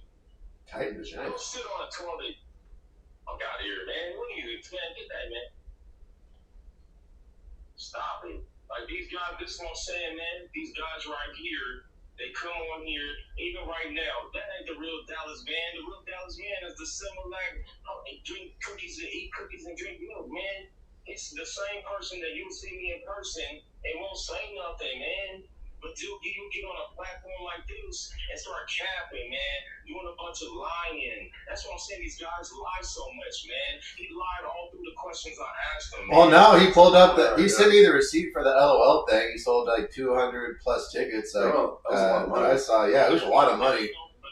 But there's no look, man. But then you called him a woman beater. You start saying he beats women. We got woman beater. Yeah, I did because not only the blind tiger, but people that were there told me, hey man, that's what I'm saying. I have facts, sir. There's no opinions with this. It's facts. You have a whole random documentary put out that included that. What? It's like the first time I heard about him being physically aggressive towards females. So man, let's stop the cap, man. Well, are you gonna do the show? Are you gonna do the show on? Are you gonna do the show at the 10 p.m.? You're gonna I challenge him? mean, sure, man. I mean, Thank God. First of all, this is what I'm saying. This is what I'm saying. Because of this internet shit, we'll be on here and like, well, if he doesn't do it, that means Dallas fucked him. Man, yo, if this is real, then why? If it was so easy to do it right now, why ain't it been done before? It has to happen. It has to. Because I wasn't there. I'm the catalyst for all the good things. All right. So, thanks to me and my show, we're going to get this settled once and for all. We're going to figure out who's funnier, Jay Scott or Dallas Vann. And you're going to fuck him off the floor with him, dog. I know that in the bottom of my heart. Yeah. In the deepest recesses of my soul, I know that you are going to embarrass this man. You're going to spank him. You're going to pull his little panties down and fucking just spank that tight ass of his and shit. Probably got a little cute tattoo on the butt cheek, you know? You gotta do roast battle. You got to do it. Well, it's not going to be a roast battle. It should just be comedy for comedy. It's just you should go. Or that's the thing. Do you want him to go up first and you follow him, or you will go up first and him follow you? And I think one of the things should be nobody should be able to like talk about the previous person's set. You know what I mean? That's what I'm saying. I think you guys are both pretty good roasters if you want to do a roast battle thing. But I think this is more than that. I don't think roasting is like the paramount of comedy. I think you guys do your set. You know what I mean? And go back and forth on that. Because honestly, I think no matter what happens, the audience is going to have a great time. Hey man, look. I mean, look. This is look. The one thing I'm not about is I'm not about trying to be someone that like this is not a sideshow for me, man. I understand what you and I'm not knocking you. I'm not saying nothing against what you're saying. No, I like sideshows. Yeah, I'm not into the sideshow shit, man. It's pretty much just be funny, man. And if you really want to book somebody that's funny, then let it be about the comedy.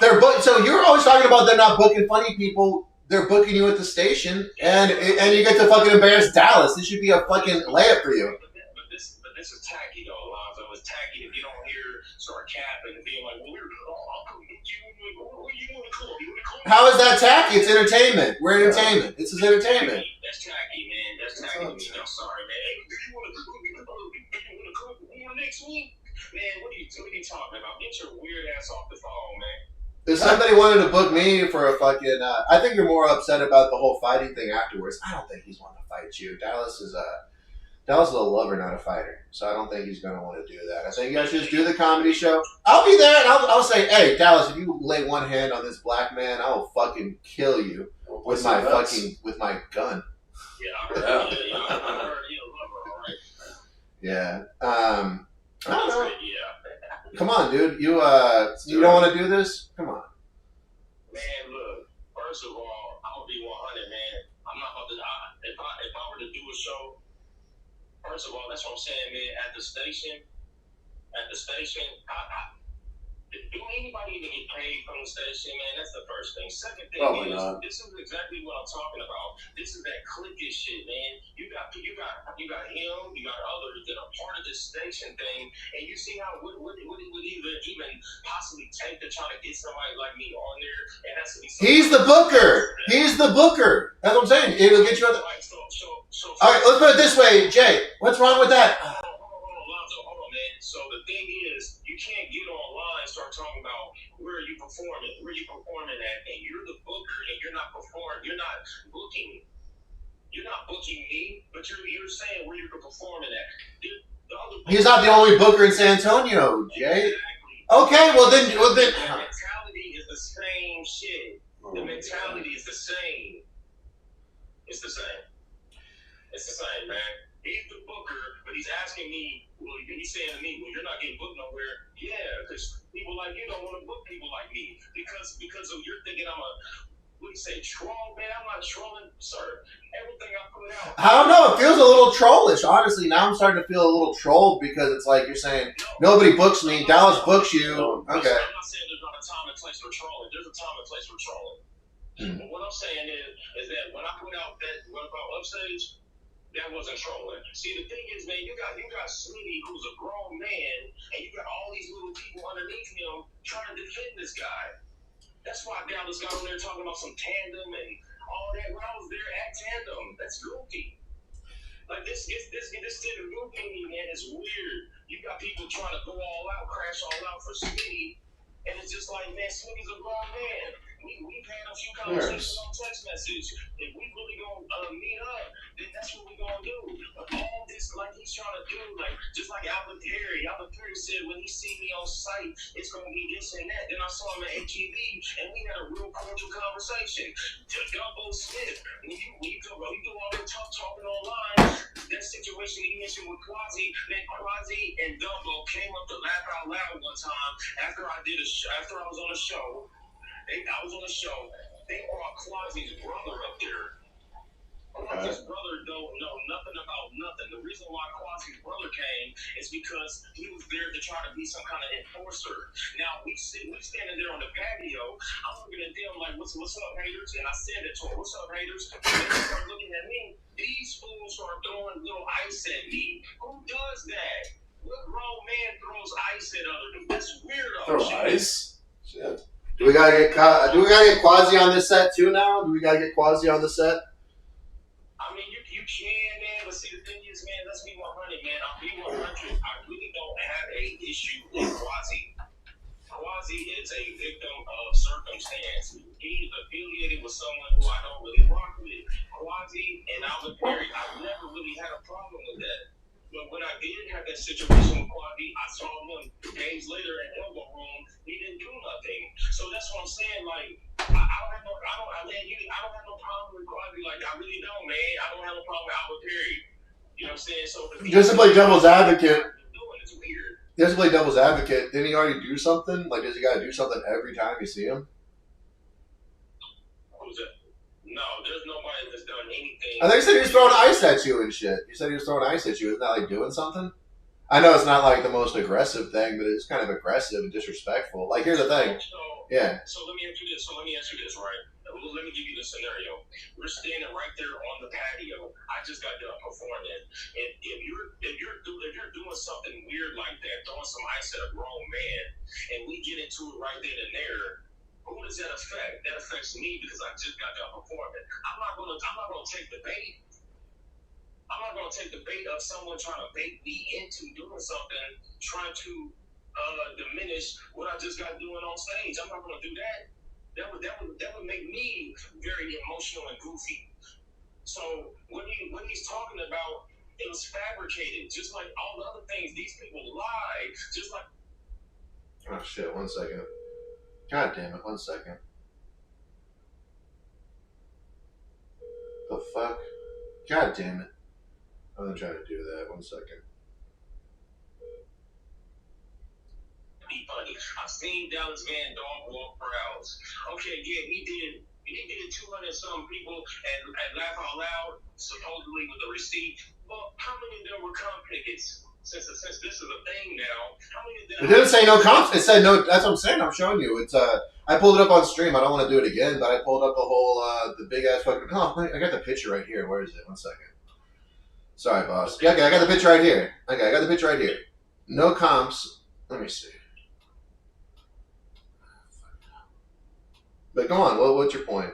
And Dan, are you there? No, I mean the point is, man. I'm here. All right, cool. 1 second. Yeah, what's the point? The point is this, man. The point is that there's way too many people who lie, and they will go lie on you if they don't like you.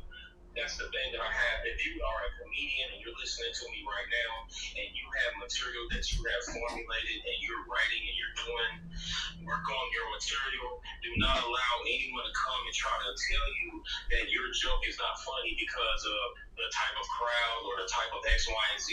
They're trying to hold on to your material, and for all you know, they're taking some of what you're doing and trying to do it somewhere else.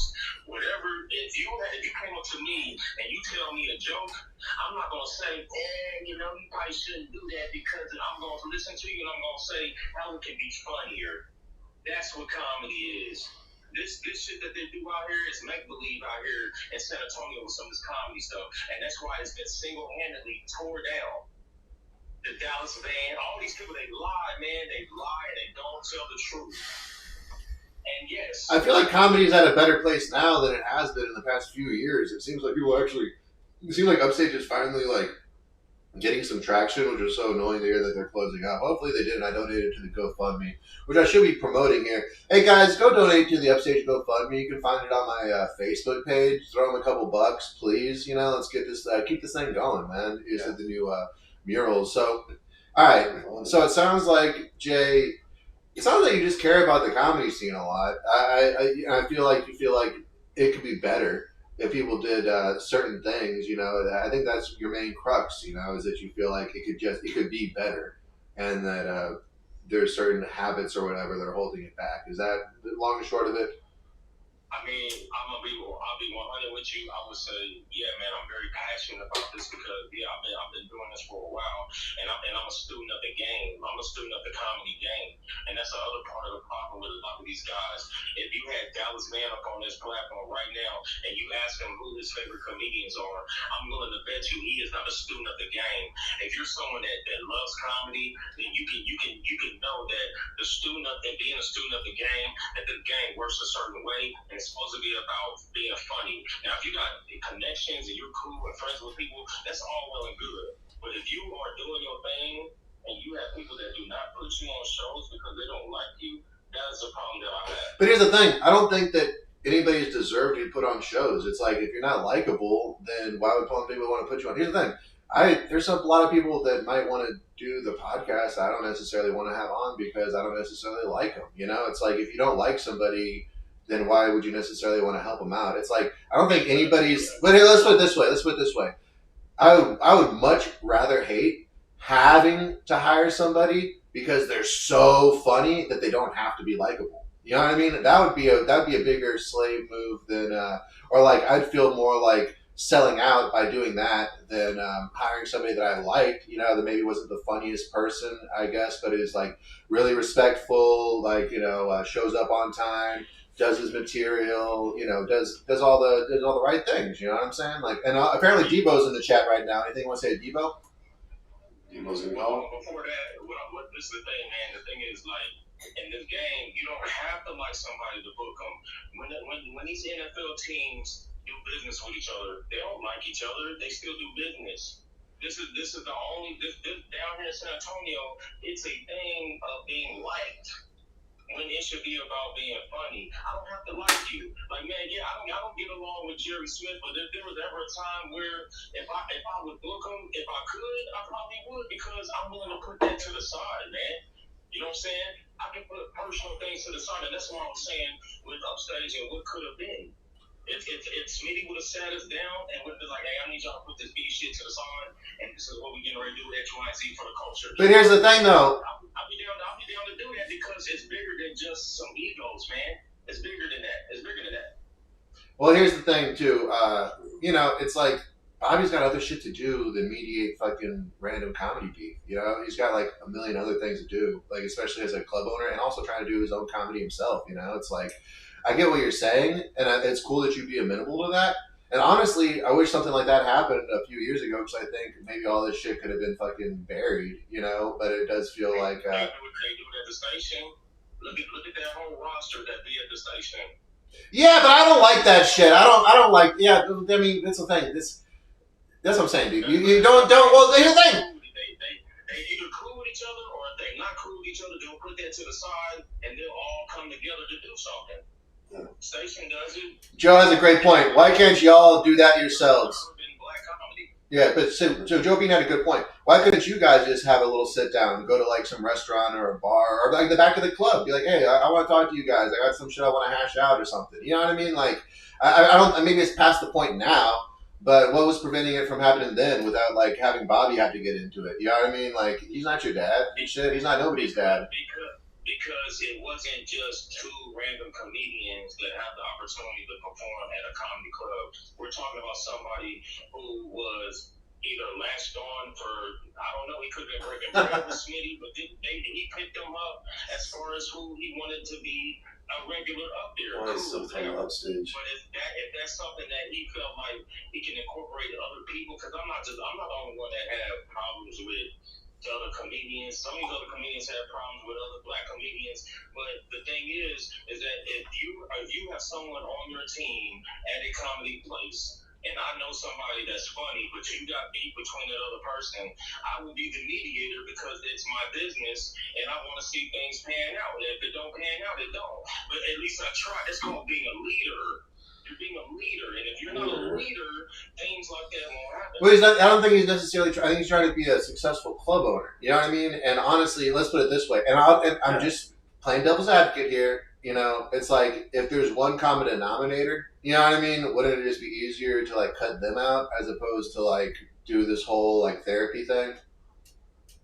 Well, so let's be 100, man. It's not necessarily a therapy thing; it's a business thing, right? Just like you said. So if I want to do business with somebody, and I have somebody that I do business with, and they don't necessarily get along, but I want this to work. As a businessman, I'm gonna try to make it work. I'm not gonna be a therapist. But I will be like, all right, well, why don't you want to put this other comedian on? Well, X, Y, and Z. Well, I'll talk to the other comedian. What's the issue y'all have? Okay, well, can y'all put this to the top of this dope-ass show that's going to sell out and get us some money? That's what businessmen do. Yeah, but why don't you just make your own show then? You know what I mean? I don't. Well, okay. Well, that's okay. Well, then have you talked to Bobby about like booking a night there or something? It looks like they're always trying to do shit. Well, but that's the thing. I did do a show last year. Up there upstairs because Clifton was the booker, right? So yeah. Clifton was booking. So you're cool with Clifton, right? You're cool with Clifton. I mean, I ain't got no problems with it. Look, man, I don't have. Listen to me. Let me make this clear. Let me make this very clear. I'm sorry, that's Dan Zam in the background. Dan Zam. Let me make this very clear. I do not have necessary issues with people. It's just my problem is these people. You finished both those? Extremely. You finished both those? Yeah. They're both empty? Yeah. God damn it. All right. People are weird. So if you ask me, do I like Clifton Simmons? I really ain't got no issue with him. But is he weird, man? It ain't weird, man. Most of these people are weirdos, man. Man, what is that, man? That's Dan Zam in the background. That's the guy. All right, what do you want to say to Jerry? That's funny as shit. What? What's funny, Dan? Enlighten us. It's trying to be funny, but it is. Tell us what's up, and maybe don't be in a place where you have your air conditioning going like a fucking million miles an hour, and I can hear it. Stop it. Turn it off and sweat for us. Yes. 1 second. So, Dan, what do you want to say to Jay? Bro, you know what? Spill it. All this beef shit, hey, you know, let's get it over with. I'm gonna fucking show up. Who's a funnier comic? The fucking money goes to the funnier comic. Fucking the loser gets slapped with. Who's gonna vote? That he got from the Happy Meal. Who's gonna vote on that though? Like, how would that even work? Who plays bets on that? Just gets funnier every time that you know that somebody said weirdo or fucking arguing with somebody. Hey, all that shit's cool, but you know what? It's gonna cause agitations and get people, flustered and want to throw fists. And you know, if anybody's gonna throw fists, somebody should throw fists at me because I'm willing to fucking take all those fists. You know, if anybody's wanting to hate, they can hate on me. But you know what? We should listen to the pimp. The pimp was like, zero, slick, still bullshitting. Need to sit down and talk about all this money we missing. You know what I'm saying? We need to fucking just get together, smoke some joints, fucking laugh it up, and be cool with each other. Because if not, you know, that's what I'm saying.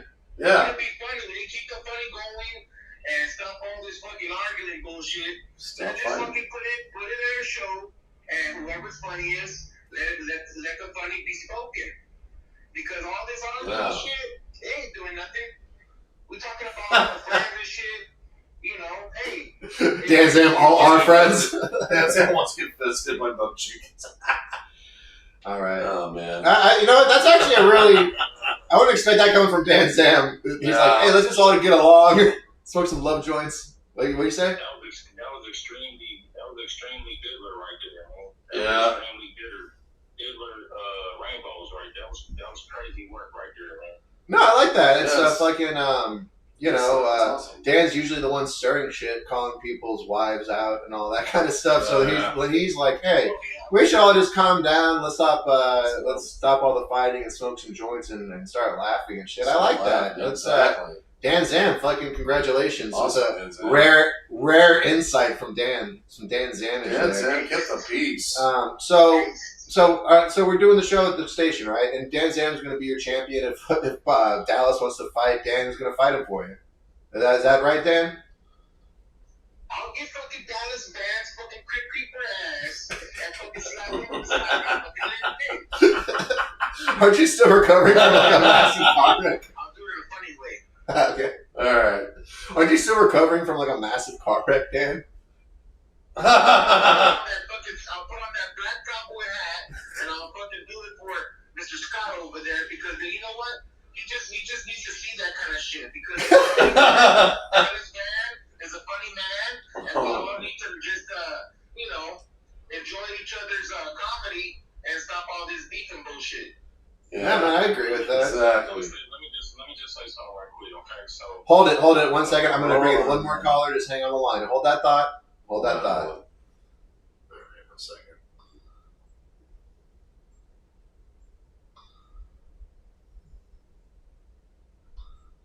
All right. Let's do it. Everybody should be on the line now. Are you there, President? Hey there, Mr. Trump. Yeah, Hell yeah.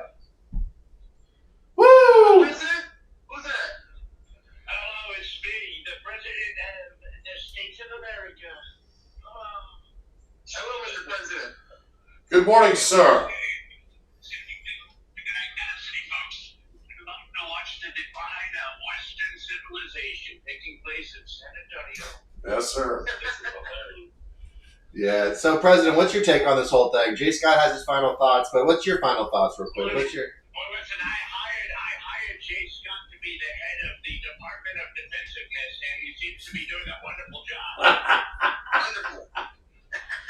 Woo! We really love to see. We love seeing black figures in history. We love to see it, like our late great Hannibal Lecter and the late great Martin Luther King Jr. They both were shot dead before their time, and so That's we're really right. hoping that doesn't happen because anytime Jay Scott hires Debo, there is a chance it will happen. All right, President. So, Jay, what was your final thoughts there, boss? No, I'm responding to some of these comments. So man, so my final word is this, man. Like all this stuff, see, like all these things that I'm seeing people trying to comment about. Let's just understand this. None of this really, all this thing, this really affects you, boy. Let me get y'all to understand.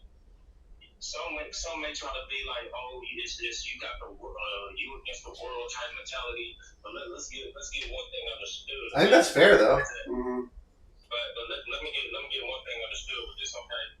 So the world can't beat against me. The world can't beat against me right now because right now your boy's actually about to be on the news in 2 weeks. So while you all are doing, because I'm a part of one of the #1 podcasts in San Antonio. Yeah, you are right You now. are, dude. Nah, it's called No Teleprompter, and we about to be on the news. We about to be on the news in 2 weeks. All right. We about to be on the news in 2 weeks. So when you turn up the United States, when you go ahead, this is. What are you saying? The What? President of the United States, and you seem to be squandering it, my friend. You haven't bowed down to me. You haven't said anything. You haven't genuflected before the Lord. What are you doing? The game and how there's a game. There's no game. There's no game. Life is literally about winning and losing. It's just not life. It's about choices. Don't you understand? They're gerrymandering.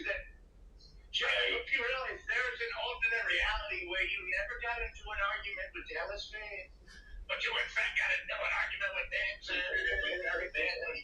And he came into your house and he grabbed you and he killed you because he's in this alternate reality. He's not fat or broken. He's strong and scary, but we're not in that world. This is his world there.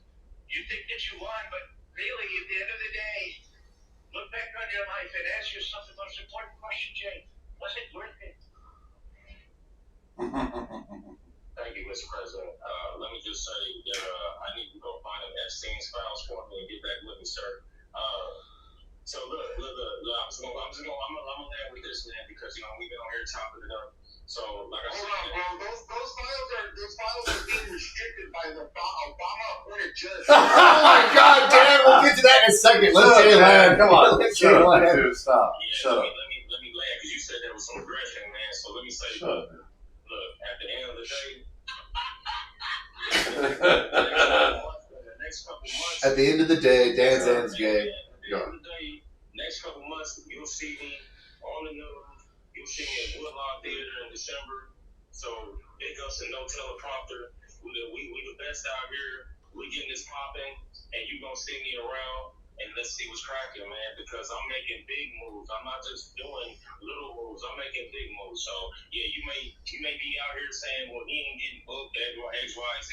It's cool because it's about to be outside of San Antonio. We about to run it up. And so keep on the lookout, keep hating, and you know what I'm saying? I'm gonna keep celebrating, man. Hell yeah, I can't wait to see that. You gotta come back on the show and tell us, rub it all over our faces. I'd love that. That'd be good. We can play the clips and shit.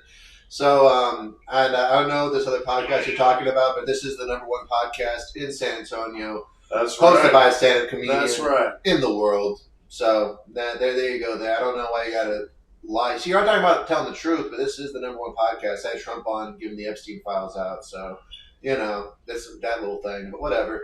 So, I have to say, my favorite quality about Jay Scott is how peaceful he is and how it appears that he lives inside of a movie of his own design where everyone is killing him and he is Batman and he is here to save the world. One irritated live Facebook video at a time. That's right. That's right. We love to see all the comedy that's taking place over the last 4.5 hours. We really loved it. I was having fun. I don't know. Everybody keeps like going, "Oh, tell a joke," whatever. You guys didn't love watching Dan Zan come in out of nowhere. You didn't love Dallas Vann and fucking Jay Scott going at each other. It was the Oh, best. it was awesome, man. Everybody loved that shit. It's the best thing I've heard in a while. I had all these people tune in just to tell me, "Oh, tell a joke, motherfuckers! You don't even watch the show unless I have drama. So eat my ass. You guys want this? You want this?" Warren Greed, he said, tell a joke, that nasty sex offender. He's a terrible guy. That Jeffrey Dahmer motherfucker. All right, but I'm gonna tell you guys, if you want me to start being funnier and shit, you know, start tuning into the funny podcast and stop tuning into the drama podcast because this is what people like. Listen, if you want Alonzo Cantu to be funny, you need to start hiring Jay more.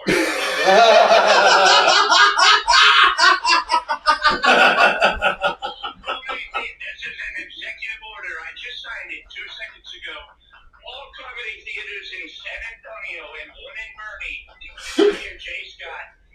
Advertisement that is very cool and has lots of photos of all the other black comics that hang out with them. And they have to do a show that has to be 2 hours long. Don't you understand? I like how Executive order. now all the black comics are fighting in the comments, just saying you're not yeah. funny, and then the other one saying no, you're not funny. Oh, yeah, like,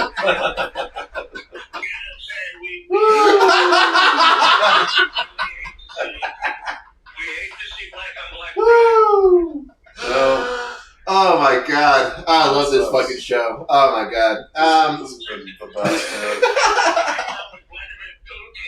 If I can hang out with Vladimir Putin and have a fun time, Dallas and Jay Scott can go get ice cream together. Don't you understand? Oh, yeah. Alright, hey, what do you guys think about them throwing dildos in the WNBA? Like, I got my consiglieres on the phone.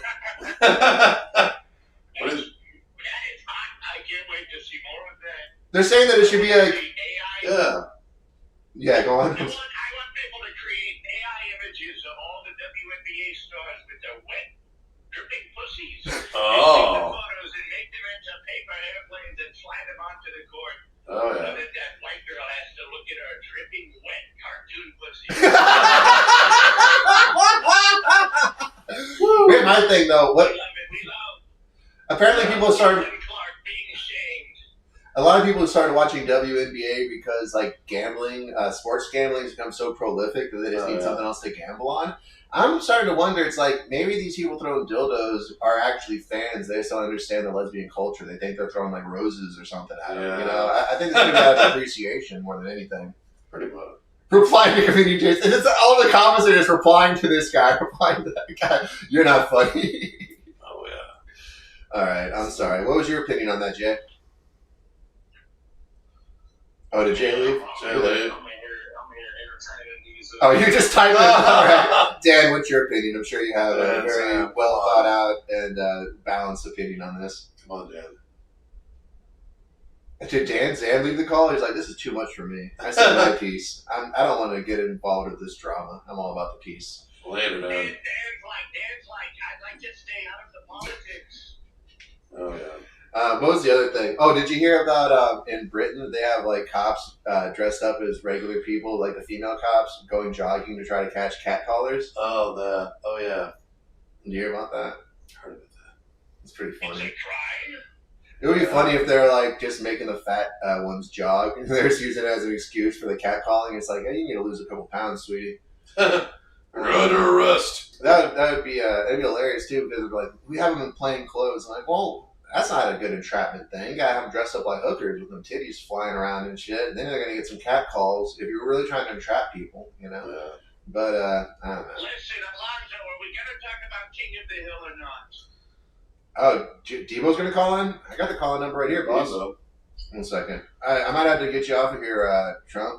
Looks like we might have All right. Debo calling in. I got the number right there, Debo. All right. I am the least important member of this call, and I am better of the leader of the free world. Wow, okay. Well, talk to you guys later. It's been a pleasure hearing all of you bickering. It's really nice. It feels like I'm back home. And the year is 1976, and I'm with all my brothers and sisters. Thank you so much, Mr. President. Take care. Love you, boss. The phone lines are open. Well, let's open, baby. Yeah. So, it sounds like we got Debo calling in. Debo? Yeah, I'm just waiting for the call in. Should be calling. I'm trying to put Debo on. You got to call in first. I got the phone number right there on screen. Oh. Well, he's calling slow, man, but he got to say one number at a time. It's got sound good. Let's see. I'm the funniest comic in San Antonio, Rocky Lopez from the south side of San Antonio. That's a lisp. That's a lisp. Who's on Rocky's account? That's good I shit. don't know. Come on, Debo, call in. I want to get this all settled. Because I feel like if anybody could do it, it'd be Alonzo, the ace man. That's what I do. There's going to be some more lies, man. Let's be behind it, man. I don't know. I think Debo's going to come in here and be pretty unbiased and very balanced in his opinions. Nah, he going to come in with tight pussy too, so let's be alright. Numbers on the screen, only for Debo to call in, for no one else but Debo to call in. So, what else is in the news? Apparently, Trump's cracking down on. Okay, Here we go. 1 second. All right, give me 1 second. And you are on the line with Jay Scott. We're here with. 1 second. What's going on? Is that not? Oh, 1 second. Who the fuck? Did somebody else sneak in? What happened here? It's got to be something. I think somebody else snuck in. Hey, what's up? You there, Debo? Hey, Debo. All right. You sound a little bit muffled there. I don't know exactly what's going on, but I can hear you. Can you hear us? Here. Yeah, I hear y'all. All right, very All right, good. nice. You there, Jay Scott? Hey there, Jay. Yeah, I'm here with that. All right, let's figure it out. I'm talking to you, Alonzo. You know what I'm saying? This is the whole thing that's killing everybody. For one, nobody has to sit down. Bobby, LOL never sat down with nobody. Improv never sat down with nobody. Nobody actually had beef with this dude. He just talks so much shit about people that he's scared to come outside thinking that somebody lied. Let me finish what I'm saying. You can say whatever. You already said what you had to say. Lie number one. Just let him talk, man. Just let him talk. Come on. Because every time you come outside, nobody bothers you. Nobody bothers you. It ain't because nobody's scared of you. You got smacked by a little nigga. So ain't nobody scared of you. Lie number We two. don't have time for this. But every time we come outside, you look like your motherfucking heart goes down to your sneakers every time because you're worried that you're thinking about Lie number 3. Lie number 3. Nobody's thinking about you. Everybody's Stop the cap. Stop the cap, nigga. Stop the cap, bro. Everybody out here, I'm gonna talk to you because I'm not gonna talk to you because I'm not here to talk to you because you ain't worth nobody honestly talking to you in this comedy scene. That's why Nigga, you can't read, my nigga. You're not qualified for nothing. Nigga, you can't even read, nigga. You can't even read. I don't take you serious, nigga. You can't even read, nigga. You can't read or write. Let Debo make his point. You can't read. Don't talk. You know he can read. He was typing in the chat. Just let him 1 second. Let him talk. That speaks the text. Tracy said bring the vocals to Mike. You can't read, man. Go ahead, man. Listen, Alonzo. You know what I'm saying? If you're saying that the loud I can't bring it any closer. that's on this comedy scene is trying to stop you from performing anywhere, think about this. Think about this. I ain't say that. That's You my did say that. I didn't say you niggas was stopping me from being man. Stop. You lie. Why nigga lie so much? You said people are blackballing you on the scene. Here's the thing. If the station has their own little comedy thing going on that has nothing to do with the loud, they don't even like you. They don't book you. And LOL don't book you by yourself. Bobby didn't book you by himself. The common denominator between you and that other nigga, that other dude that he ain't gonna be mentioned because he ain't said nothing about nobody, is that you niggas are not funny, bro. They're not funny because you're not funny. You're not personable. You're not funny at all, dog. All you do is disrespect the comedy scene and think somebody's supposed to put you on show. Did you pull out pistols on people at upstage because they was getting ready to put hands in front of you? No, the nigga, no, hell no, 'cause I got the video. First of all, the nigga, I jumped off the stage, the nigga talked shit, and then I copped the plea. And then as he was walking out the door, the nigga said, come outside, I got something for you. So yeah, I pulled mine out, put it on your ass too. Right, because you scary. That's why you scary. That's the first thing. You're scary. You're scary. Okay, so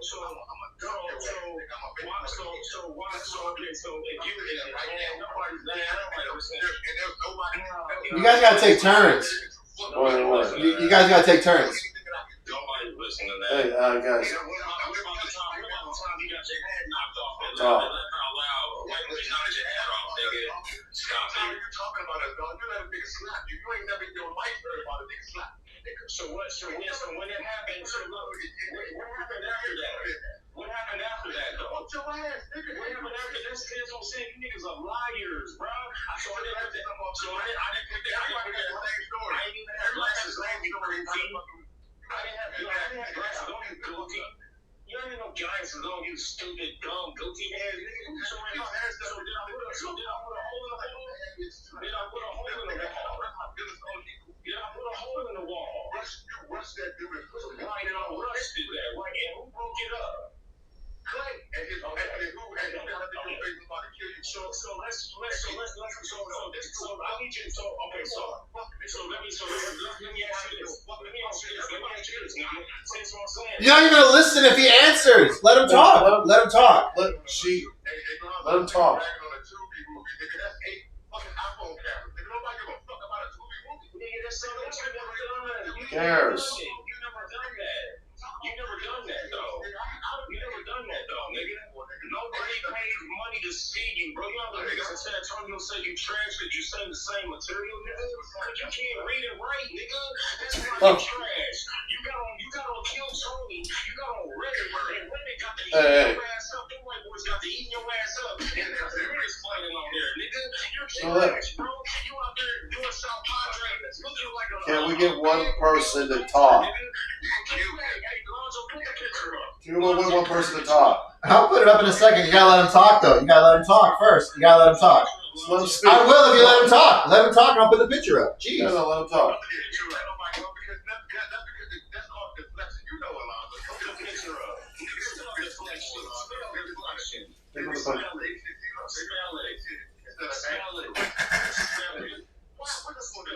What? You're not even qualified to speak on it. You stupid. Yo, I'll put the picture up. Let Jerry make his Put point. it up, dude! Let Jerry make his point. Jay, you've been talking for like an hour and a half. You've been talking for an hour and a half. Let Debo. What? No. Yo, let him talk, man. I'll pull up the picture if you let him talk. All right. All right, let him talk. Let him talk. Hey, let him talk, man. Come on. Let him talk. Let him talk. All right, let him lie. Let him lie. I'll pull the picture up, though. Then you can say your piece. Just like, let's go back and forth. Let's have some etiquette. What? Oh. I know what I'm saying. It's like it's not even. He posted it. I'll pull it up right now. Just do it.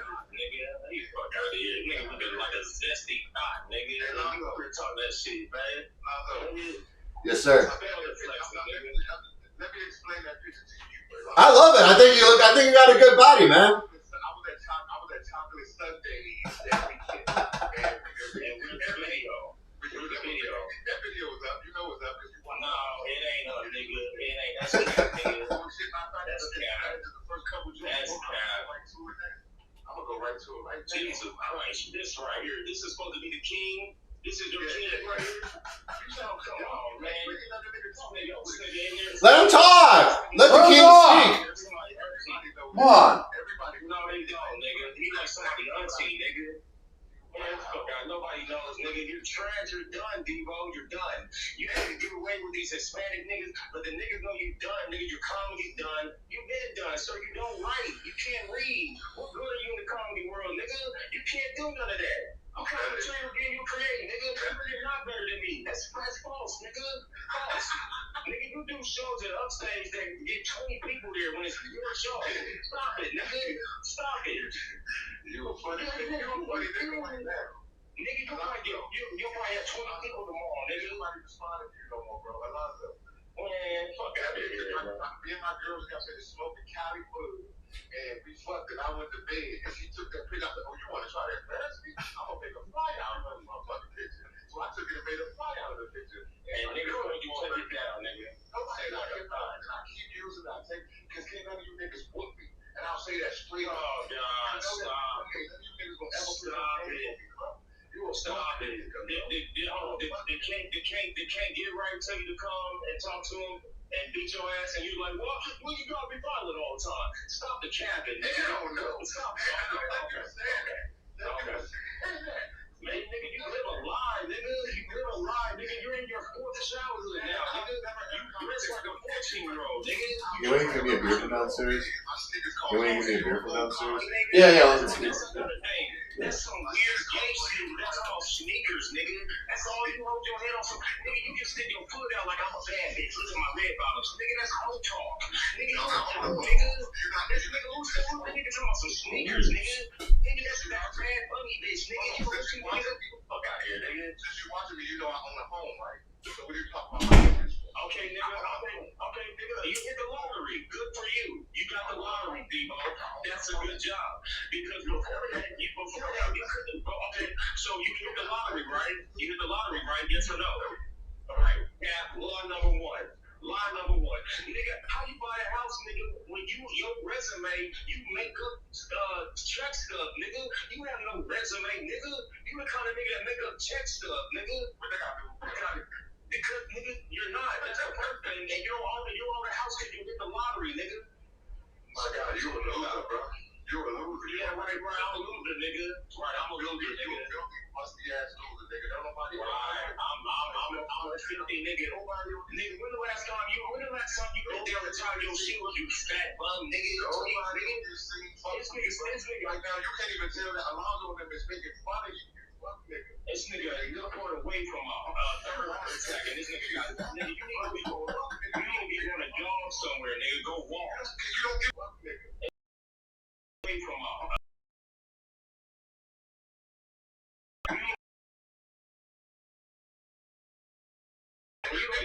nigga. I guarantee you laying down right now. You rich ass nigga.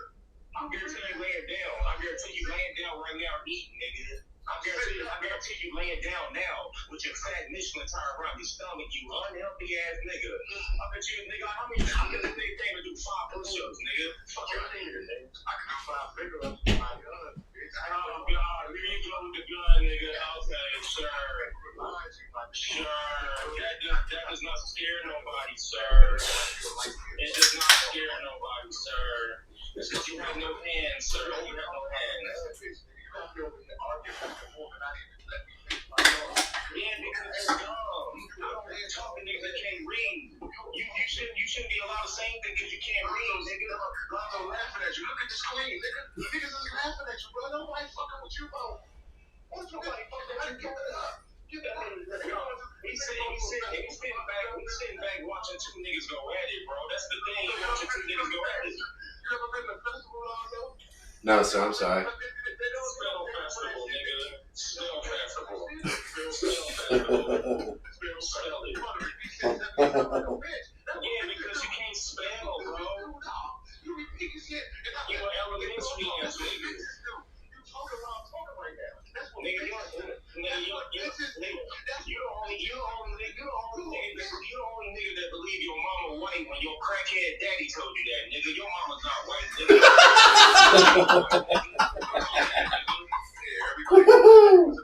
Yeah, so nigga, your mama white, nigga. Your daddy was smoked up, nigga, and told you she was white, nigga. I know that hits you hard, nigga. I know that hits you, that hurts, nigga. I know it hurts, nigga. It doesn't because you saying stuff thinking it's hurting, but no, because you're insecure, so yeah, it do hurt. You're an insecure ass nigga, bro. Yes, you're very insecure. why do you think I care about that? Because that's the way you were raised, nigga. I don't know. You were raised that way, nigga. I don't know. You're insecure, nigga. Yes, you're very insecure, nigga. I don't speak on the comedy scene because comics that's working are fucking working. You ain't working, bro. Nigga, you working as much as me, nigga. Stop it, nigga. Please, nigga, please, nigga. Please, nigga. You kidding me, nigga? Stop it. Stop it, nigga. Stop it, nigga. You a headliner and you barely headline anywhere, nigga. Nobody's paying money to see you, nigga. You don't headline nowhere. Nigga, yeah. But that means absolutely nothing, nigga. I'll headline if I can, nigga. If you niggas would stop hating and shit. If you niggas stop hating, somebody will get a chance to headline. Niggas will get haters, nigga. He just said it. He just said that people hate on him, but nobody's speaking on you, bro. That's false. You know that's false. No, they just don't like you. So you don't tell other comedians. You don't go tell other comedians not to be a comedian. Man, that's a lie, bro. You a liar. You're a liar. You working don't stop getting comedy. You guys are liars, man. That's what I'm saying. Everybody lies, man. These niggas are liars. You think when you get on the show that it's gonna stop you from getting the show? That's not how comedy works. No, what stops you is you getting the show, nigga, because you're not funny. That's what stops you. Because you're not funny. People not paying to see you, bro. That's what stops you, bro. I guarantee you have maybe 20, 30 people tomorrow, nigga. Just nobody's coming to see you no more, bro. It's done. Just accept that it's done, Debo. Your comedy career is done, sir. I don't have to headline shows right now, but I will because I'm funny. 20 years in the game, man. If not now, win. Nigga, it's in motion. It's in motion now, nigga. It's in motion. See, 20 years later, I don't have to put my nose in butt cheeks, sir. You can kiss ass, bro. You kiss ass. I don't have to kiss ass. I'm talented, bro. Nigga, you be lying, no lie, bro. You been kissing ass, sir. You been kissing ass for a long time. Whose ass is Debo kissing? emotions today is You've been kissing ass for a long time, sir. I can read. Y'all niggas, You can't stop. You ain't funny in the chat when they just say dumb shit. Y'all niggas is weirdos. Spell festival. Spell festival. This ain't no spelling bee. This Nigga, Don't read. You saying on or no? Stop it, man. You're a dummy. You're a dummy, nigga. I don't have to conversate with dummies, nigga. You're a goofball living in your fifth childhood dummy, nigga. That's out of shape. One newborn away from getting out of here. See, that's the thing. I can live in my childhood. I can live in my nigga. No, you can't. You can't. Or you with the same Bill Dewey ass speakers, the same Bill Dewey. Nigga, you hit the lottery. That's what saved you, bro. You hit the lottery is what saved you. If you didn't hit the lottery, bro, you'd be working at a nursing home like you was feeding. Nursing home. You was feeding old people nursing home food. Am I lying? Nursing home? What's wrong with that? What's wrong with feeding old people nursing home food? Yeah, That's a nice thing to do. that's awesome. You want to work in serving the old people Who cares? That's a great story. Who cares? You know, but what's wrong with that? Why would that be a bad thing? Why would that be a bad thing? Why is that a bad thing? Yeah. I know, really. He's feeding some sweet guy's grandma food. That's awesome.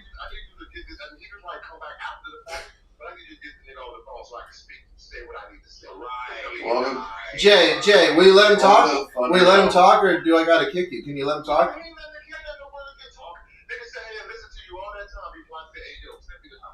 Yeah. Let him talk, man. Just let him talk. Jay, you can respond. Jay, you can respond.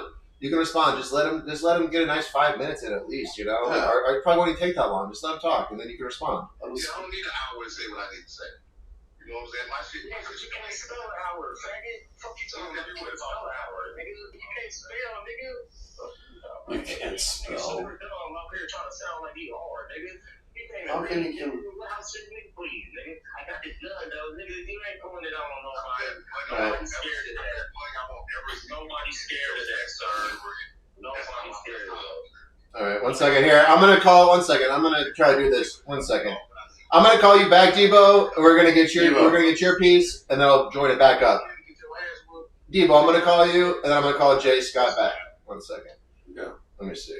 Because I really want Jay to be able to say his piece without getting filibustered. You know what I mean? Let me see. There we go. Let's see if this works. It should work.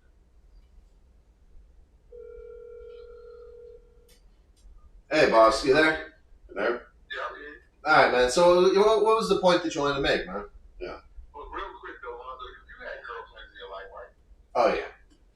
And you know how when you try to make a point, you tell them something, they just keep repeating the same thing. That lets you know that they don't want to hear the truth of what you're saying, dog.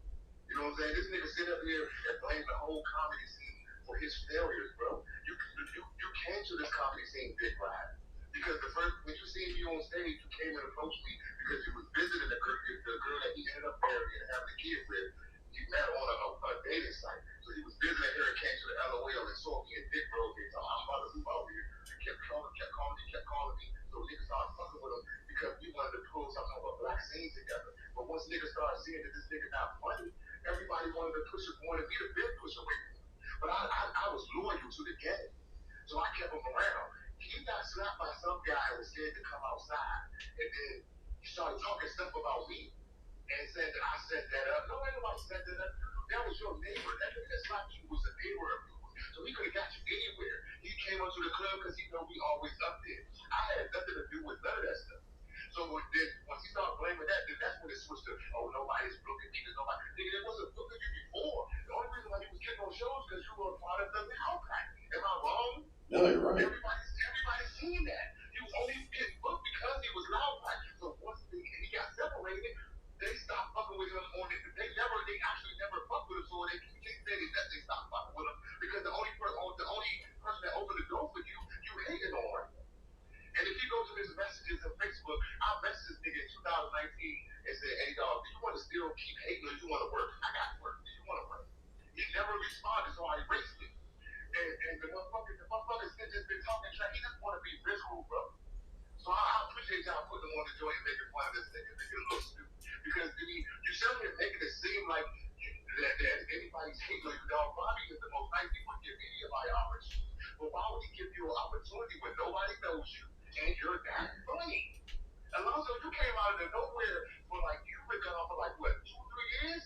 And came out and didn't he put you on the shows? Because he knew that you were funny, son. Bobby, have you not worked at Upstate since you came back? No, I wanted to stay out of that whole thing, but yeah, no, Bobby gave me my first full hosting week. Yeah, no, yeah, no, definitely, it was really made me feel good. Because you're funny. When I saw you, I gave you a big ass hug like, yo, this nigga, what the fuck is you been? Type shit. Nobody's doing that to him because he's not funny. He can disappear. He's been a part of 2 clicks, and both clicks is prospering without him. Steve Wayne is killing shit.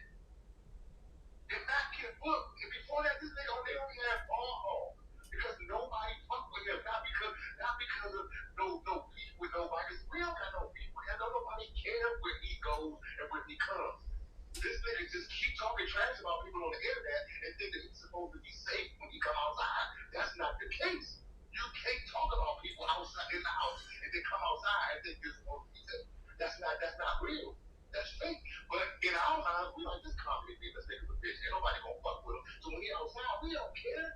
nobody cares.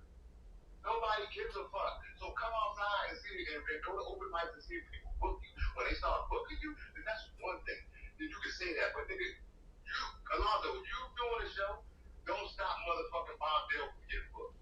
Yeah. Bob Dale ain't sitting on the sideline. Oh, it does when I tell him don't Exactly. fuck with Bob Dell. I do it all the time. That's because I see him on the podcast. Because Bob Dale ain't sitting on the sideline like it's Bob Dale. Alonzo, they come back. Yeah. Get booked.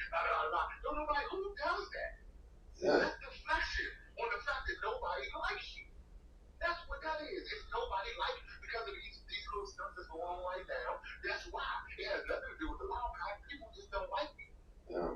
People just don't like you. You can't blame the whole company. One second. Here, let me get Rocky in here real quick. I don't know why he keeps calling. Just hang on the line because I want to ask you a really important question. Just hang on the line with me. Thank you so much for your patience. Yes. Hey, Rocky, just hang on the line 1 second. What's up, Rock? And Rock, don't talk over Debo, please. Just wait your turn. And Where are you? you can't hear him on the Facebook. How can you not hear him? Turn your shit up. man. Oh, because you're driving in a fucking car. God damn it, Dude, get your off Bluetooth. Yeah, I don't know. Either way. Yeah, I wanted to ask you. So, and honestly, you know, I don't know the situation between you guys, and I want to be unbiased because I really do appreciate Jay calling in here and saying his piece.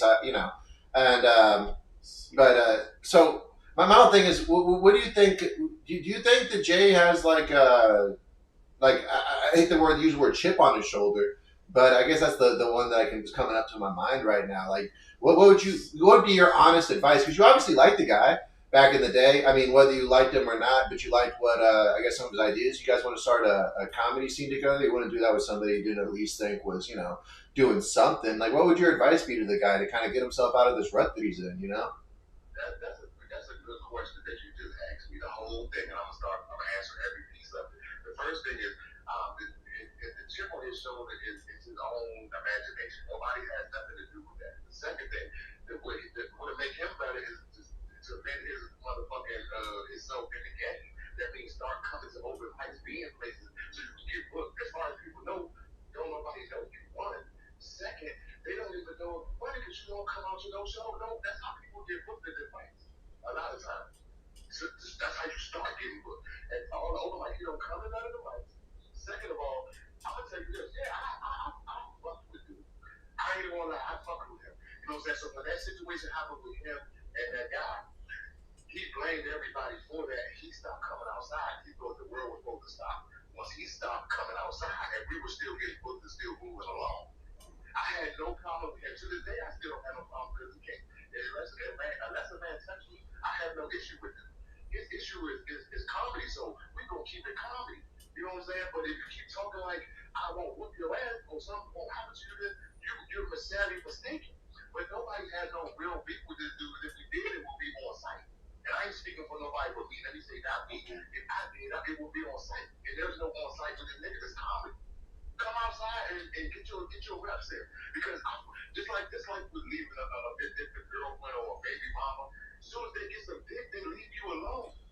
So I'd rather everybody rather you be working because you'll leave everybody the fuck alone.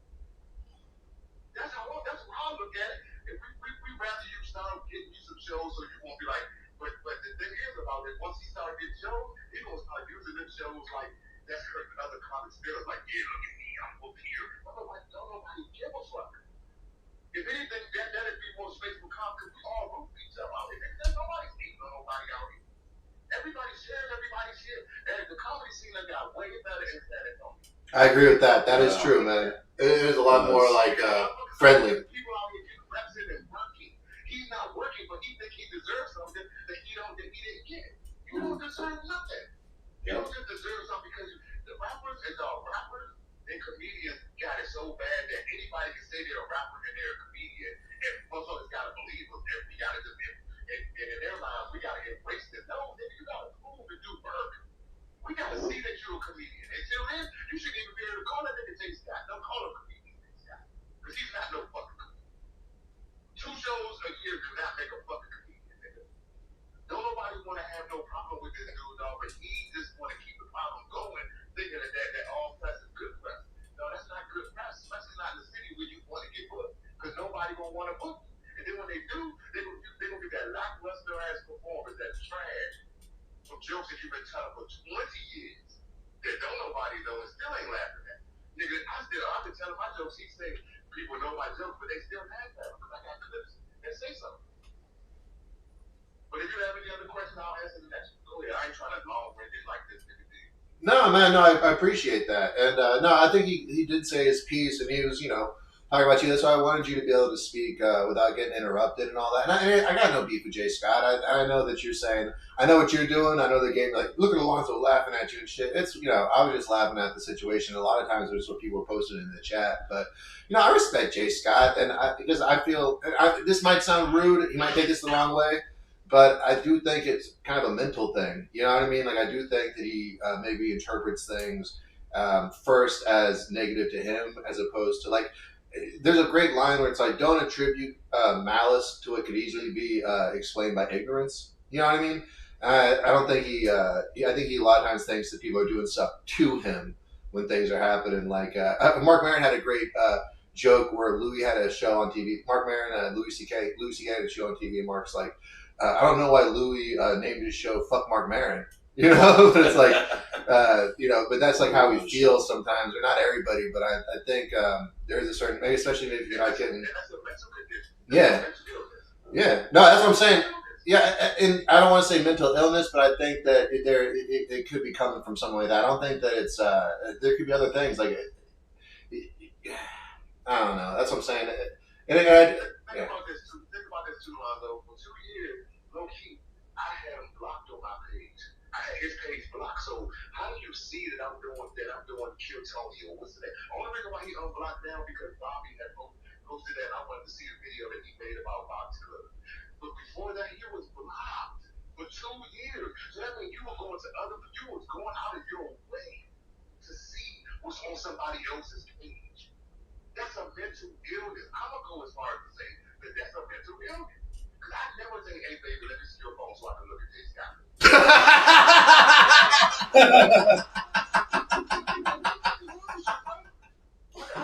I want to see what he's doing. What he's doing might be more important.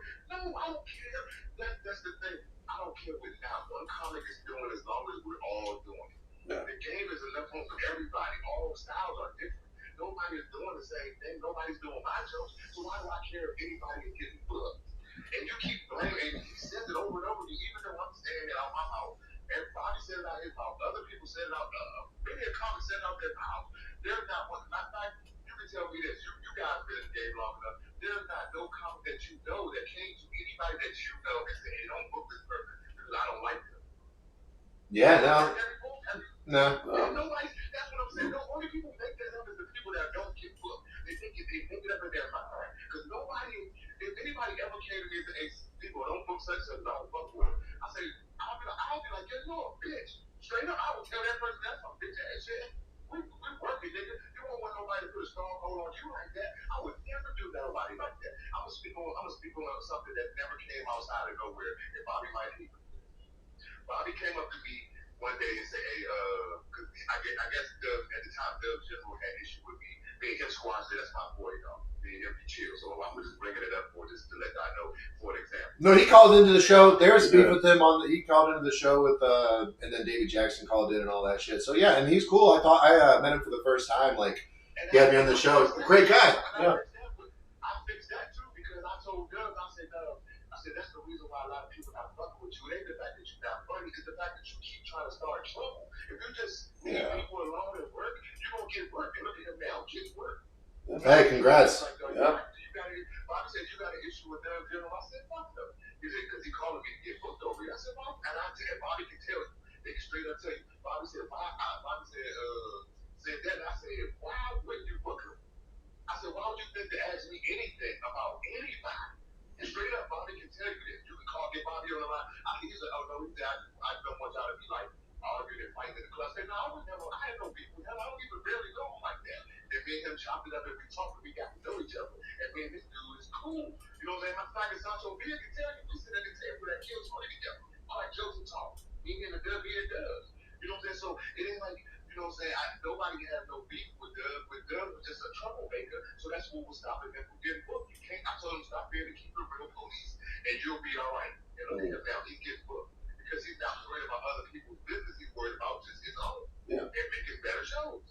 That's just the thing. Nobody, you can't sit up there and blame the world for you not doing nothing, bro. They try to deflect, talk about my dad is a crackhead. My dad's been a crackhead for 40 years. Nobody give a fuck about that. Yeah. See, that's his life. I didn't know that. I was honestly a little bit. My daddy was a crackhead when I was growing up as a kid. Yeah. Oh, wow. But here's the thing. I'm sorry, man. I'm sorry to interrupt. I wasn't saying that before. Go ahead. What's the thing? No, that kind of hurt my feelings because it's like he's talking about people making it personal and shit, and he's really made it personal like that. Because you said everybody knows that. I was like, I didn't know that. Not that I think of you any differently. They have nothing better to say. It's like a female. He has nothing good to say, so he want to try to play with your emotions and fuck with you. And you know, that's to the point where you mad now. But I'm not mad. All of that shit is fine. My dad know what he was. My dad's 70 right now and will slap him just like the dude that slapped him before. Just like that dude, man. He won't do nothing to my dad. He'll stand there just like he stood there until everybody looked him in the face and he ran up there and rushed the dude and pushed him through the wall. He didn't punch him through the wall, he didn't throw him through the wall. They ran into each other and they both ran into the wall. That's what happened. Then Clay, Molly walked his ass with one hand, picked both of them niggas up with one hand. And he, because Clay saw his wife was knocked over, and he said, "Oh, you knocked over my wife?" And the nigga Clay got in his face, and that nigga had his hands in the playing motion like, "Dog, I'm so sorry. I'm so sorry." Now that's it. You sit up here and start all this beef and then cry and act like a bitch, like a camp, dog. This whole scene is tired of that shit, dog. I didn't even want to make that video I made that night, the other night, yesterday during the daytime, but it had to be made, bro. And just like other people, even other comments are coming out that wouldn't even say nothing to this dude. You know that, but it's wrong the way he's doing. Then you want to celebrate somebody losing their club? That's fucking crazy. Because they didn't book you. Yeah, I didn't see that video until I looked that up today. I don't know how new that one was. I was trying to find content. Celebrate Bobby. Bobby put on a lot of comments that they put on that upstage. I mean, at LOL, at Elbow Room, at Station, that they were just getting work. He was helping a lot of comments. There is no way that this club is a good thing. This club closing is not a good thing at all. Not at all. Any club closing in San Antonio, even if if LOL closed or like literally if Blind Tiger closed, even if it's less stages is never a good thing for the scene. Yeah. Exactly. It's not a good thing, but it's only a good thing for him because he didn't get to perform on it, so he's like, I don't care about it. Of course you ain't gonna care about it because you don't perform on it. You talk about a job, nigga, you need to go to work and stop pretending like you're a comedian. I don't think there's anything wrong. Yeah, go on. Remember that doctor? That said that little 18-year-old dude that said he was a doctor? They arrested this nigga. What? Because you said you was something that you wasn't. I get it. Yeah. Dewey Hauser? I get what you're saying now. They should lock you up. If you got a mental illness, you need to go to a fucking mental facility. Dog, something wrong with this dude. And this is dangerous to even have him around us because all they're gonna do is keep trying to start fires. And nobody is trying to do that. I learned this in the crack game. When you beefing, nobody's making no money. So that's what he's trying to do. He's trying to pull everybody into his way because he's not making no money off of it. So if he's not making no money, he feel like nobody should make no money. And that's crazy. That's what he's doing right now. Nobody is stopping him from working, bro. That's my last thing I'm gonna say on it because this is the last energy I'm gonna get. I just woke up and I saw he was talking about me on your chat, talking about the joint. I think somebody tagged me and that's what made my phone went off and I was like, oh shit, I'm so loud. And I didn't know he was in here. And then I heard him, I was like, oh, this nigga so he's just making up shit, man. So we just allowed to make up shit in this world. After 2020, nigga, this world became crazy and the crazy motherfuckers been making up shit for the last 5 fucking years, bro. Just been making up shit, bro. This shit is craziness. We out here trying to prosper, dog. Everybody that's in this chat, everybody that's on this podcast is out here trying to prosper and do comedy and work. Nobody is worried about beefing with Jay Scott or no other nobody for that matter. I don't hear nobody beefing with nobody. That's right. I shut all that shit down, nigga. When it comes around me, you know what I'm saying? When people get to talking about, oh, I don't like such stuff, but you don't have to speak to them. You don't have to talk to them at all. I ain't never been on the show with nobody that they call me and be like, hey, Debo, we about to book such and such. Do you mind if we book such and such? Because if that ever happened, I'm like, I don't give a fuck who you book. Book me. I'll even go first. I don't give a fuck where you put me on the show, dog. I'm just gonna do my work. It's just that simple. Let me this last one, and I really do appreciate you calling in and giving this your energy and giving your point of view on it. Because I think it actually did kind of give a little bit of context to the earlier portion where Jay Scott was talking. Because I really did want to hear kind of a little bit more of the full story and stuff like that. And I think this does illuminate it a little bit. And this is kind of a wild card question. Would you be down to do the Dallas Vann, Jay Scott, Debo show, and we just settle this once and for all comedy wise? Just like not a roast battle, but just like go up there, everybody does their 10 and shit. Like I said, I think the audience is going to win if everybody's trying their best, you know? Yeah. That part is true, but no. No, really? Let me ask you this: how long you known people? A long time, right? yeah. Since you started, I think, at least in San Antonio, since you showed up with Britt and all that. Yeah, exactly. You know I'm funny as fuck, so I don't have to. Dude, you roasted Britt that one time because Britt was always the bully and all that, and you came in there. I remember when you roasted Britt one time, and he had to fucking laugh his ass off because he's like we were roasting his teeth and all that. Man, how does it take you an hour to eat one Dorito or some shit like that? Some crazy shit. Nah, man, you're funny. I think Jay Scott's funny too when he's in a good mood. It's like I want him to get out of this negativity because I think he does. I think he is a funny guy, and I haven't seen him perform lately. But whenever I see him perform, the audience seems to like him. You know what I mean? Like I like the guy. I wouldn't have him on the show. Like I don't want people to think that I'm like taking sides or trying to manipulate nothing. Like I like to. If there's But you said, hold on, let me stop you right there. Yeah. You saying that right there is why he's saying what he's saying. There's no, if you want to book him, you can book him. yeah. Nobody's telling you nothing. And every time I see you, we still got, it's all love with me. I would never tell you not to book the dude. I would never tell you not to book him. You can do whatever you want to do, blah, blah, blah. So it ain't about picking sides because there's no side. See, when you said that validates the shit that you said in his mind. Oh, sides?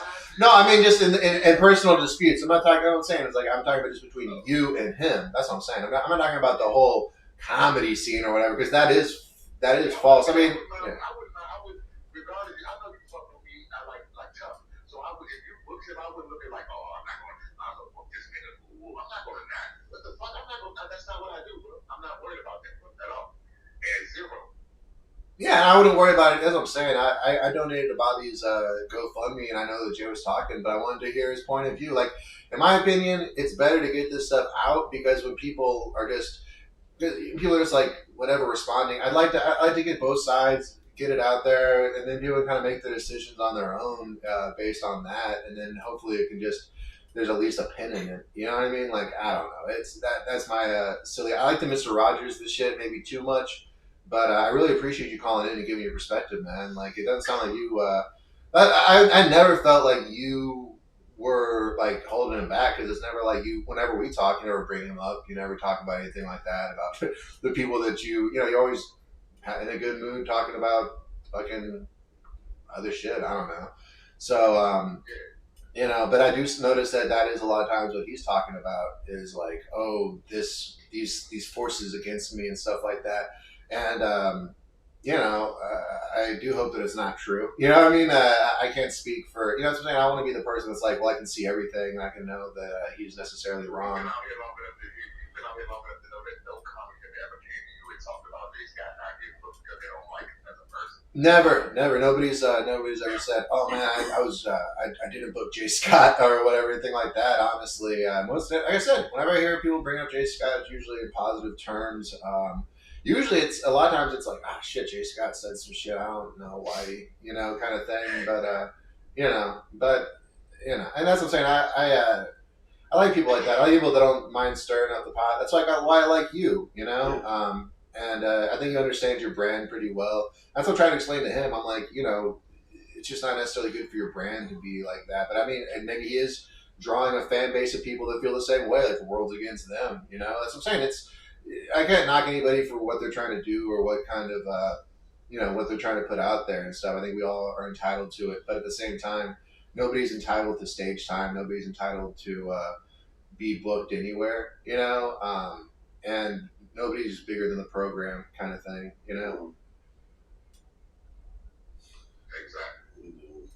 Bob, any final thoughts on the situation? I mean, you've been sitting there patiently. Yeah, it's just, man, Jay Scott has got to stop talking shit to a lot of comics, like, especially. I mean, I love him. I love you guys in the Loud Pack. I mean, you guys were like a team, and then all of a sudden they just, Oh yeah, I was scared of the Loud Pack, man. You guys are really taking shit over. I was really proud of that shit. I mean, then again, okay, Rocky, what are your final thoughts? Let's let Bob finish his final thoughts. no. I mean, the Loud Pack. I mean, you guys were a team. You guys were fucking Motherfucker, let Bob finish. Shut up. No. You guys were a team. You guys were like friends, and then all of a sudden, like years later, then you guys just disperse, and like now Jay Scott isn't just talking shit about the San Antonio comedy scene. And then he's talking about like he's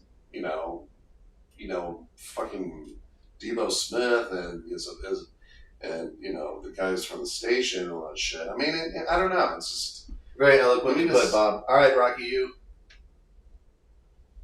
Gotta go. Your turn, Rocky. All right. Oh my God. Rocky, you there?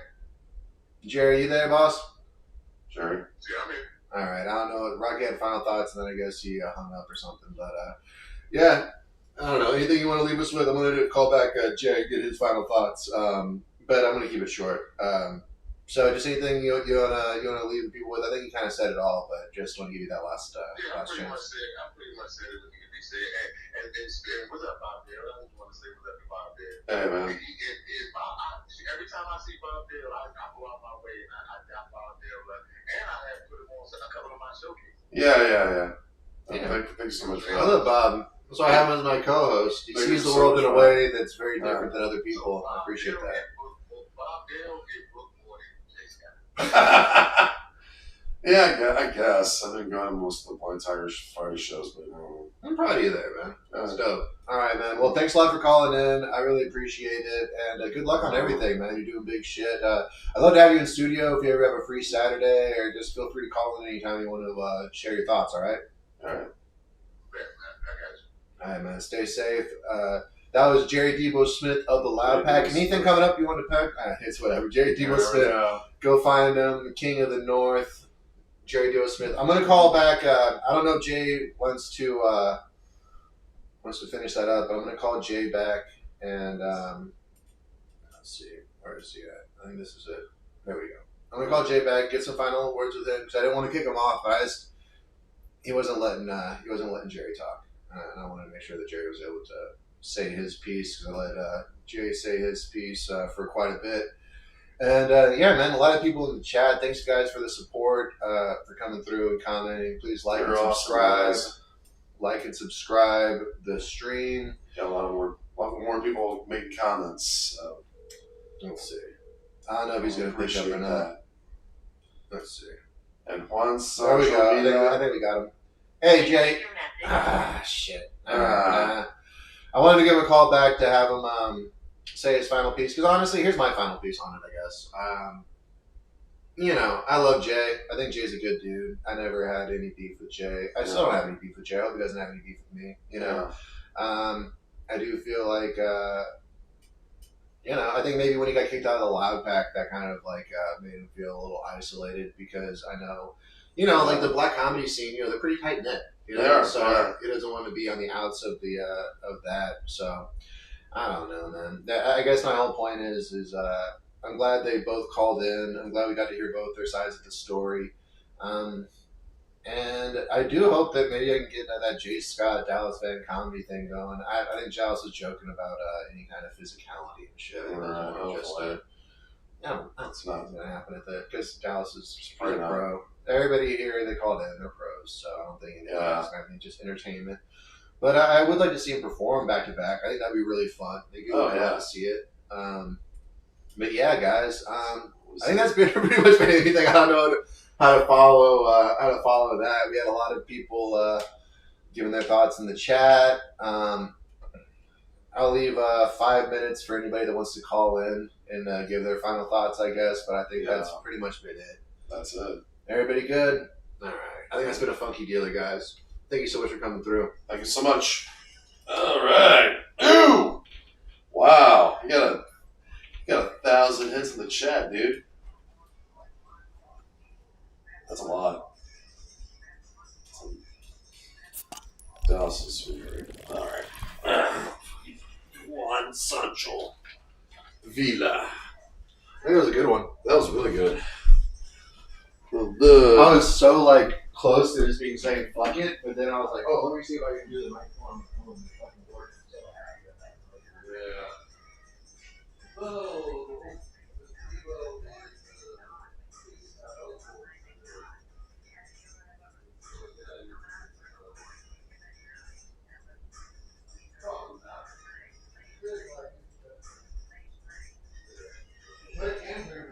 that's why it's like, you know.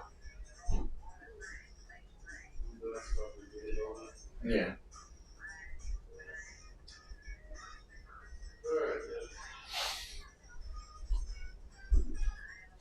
All right, then. Have a great one.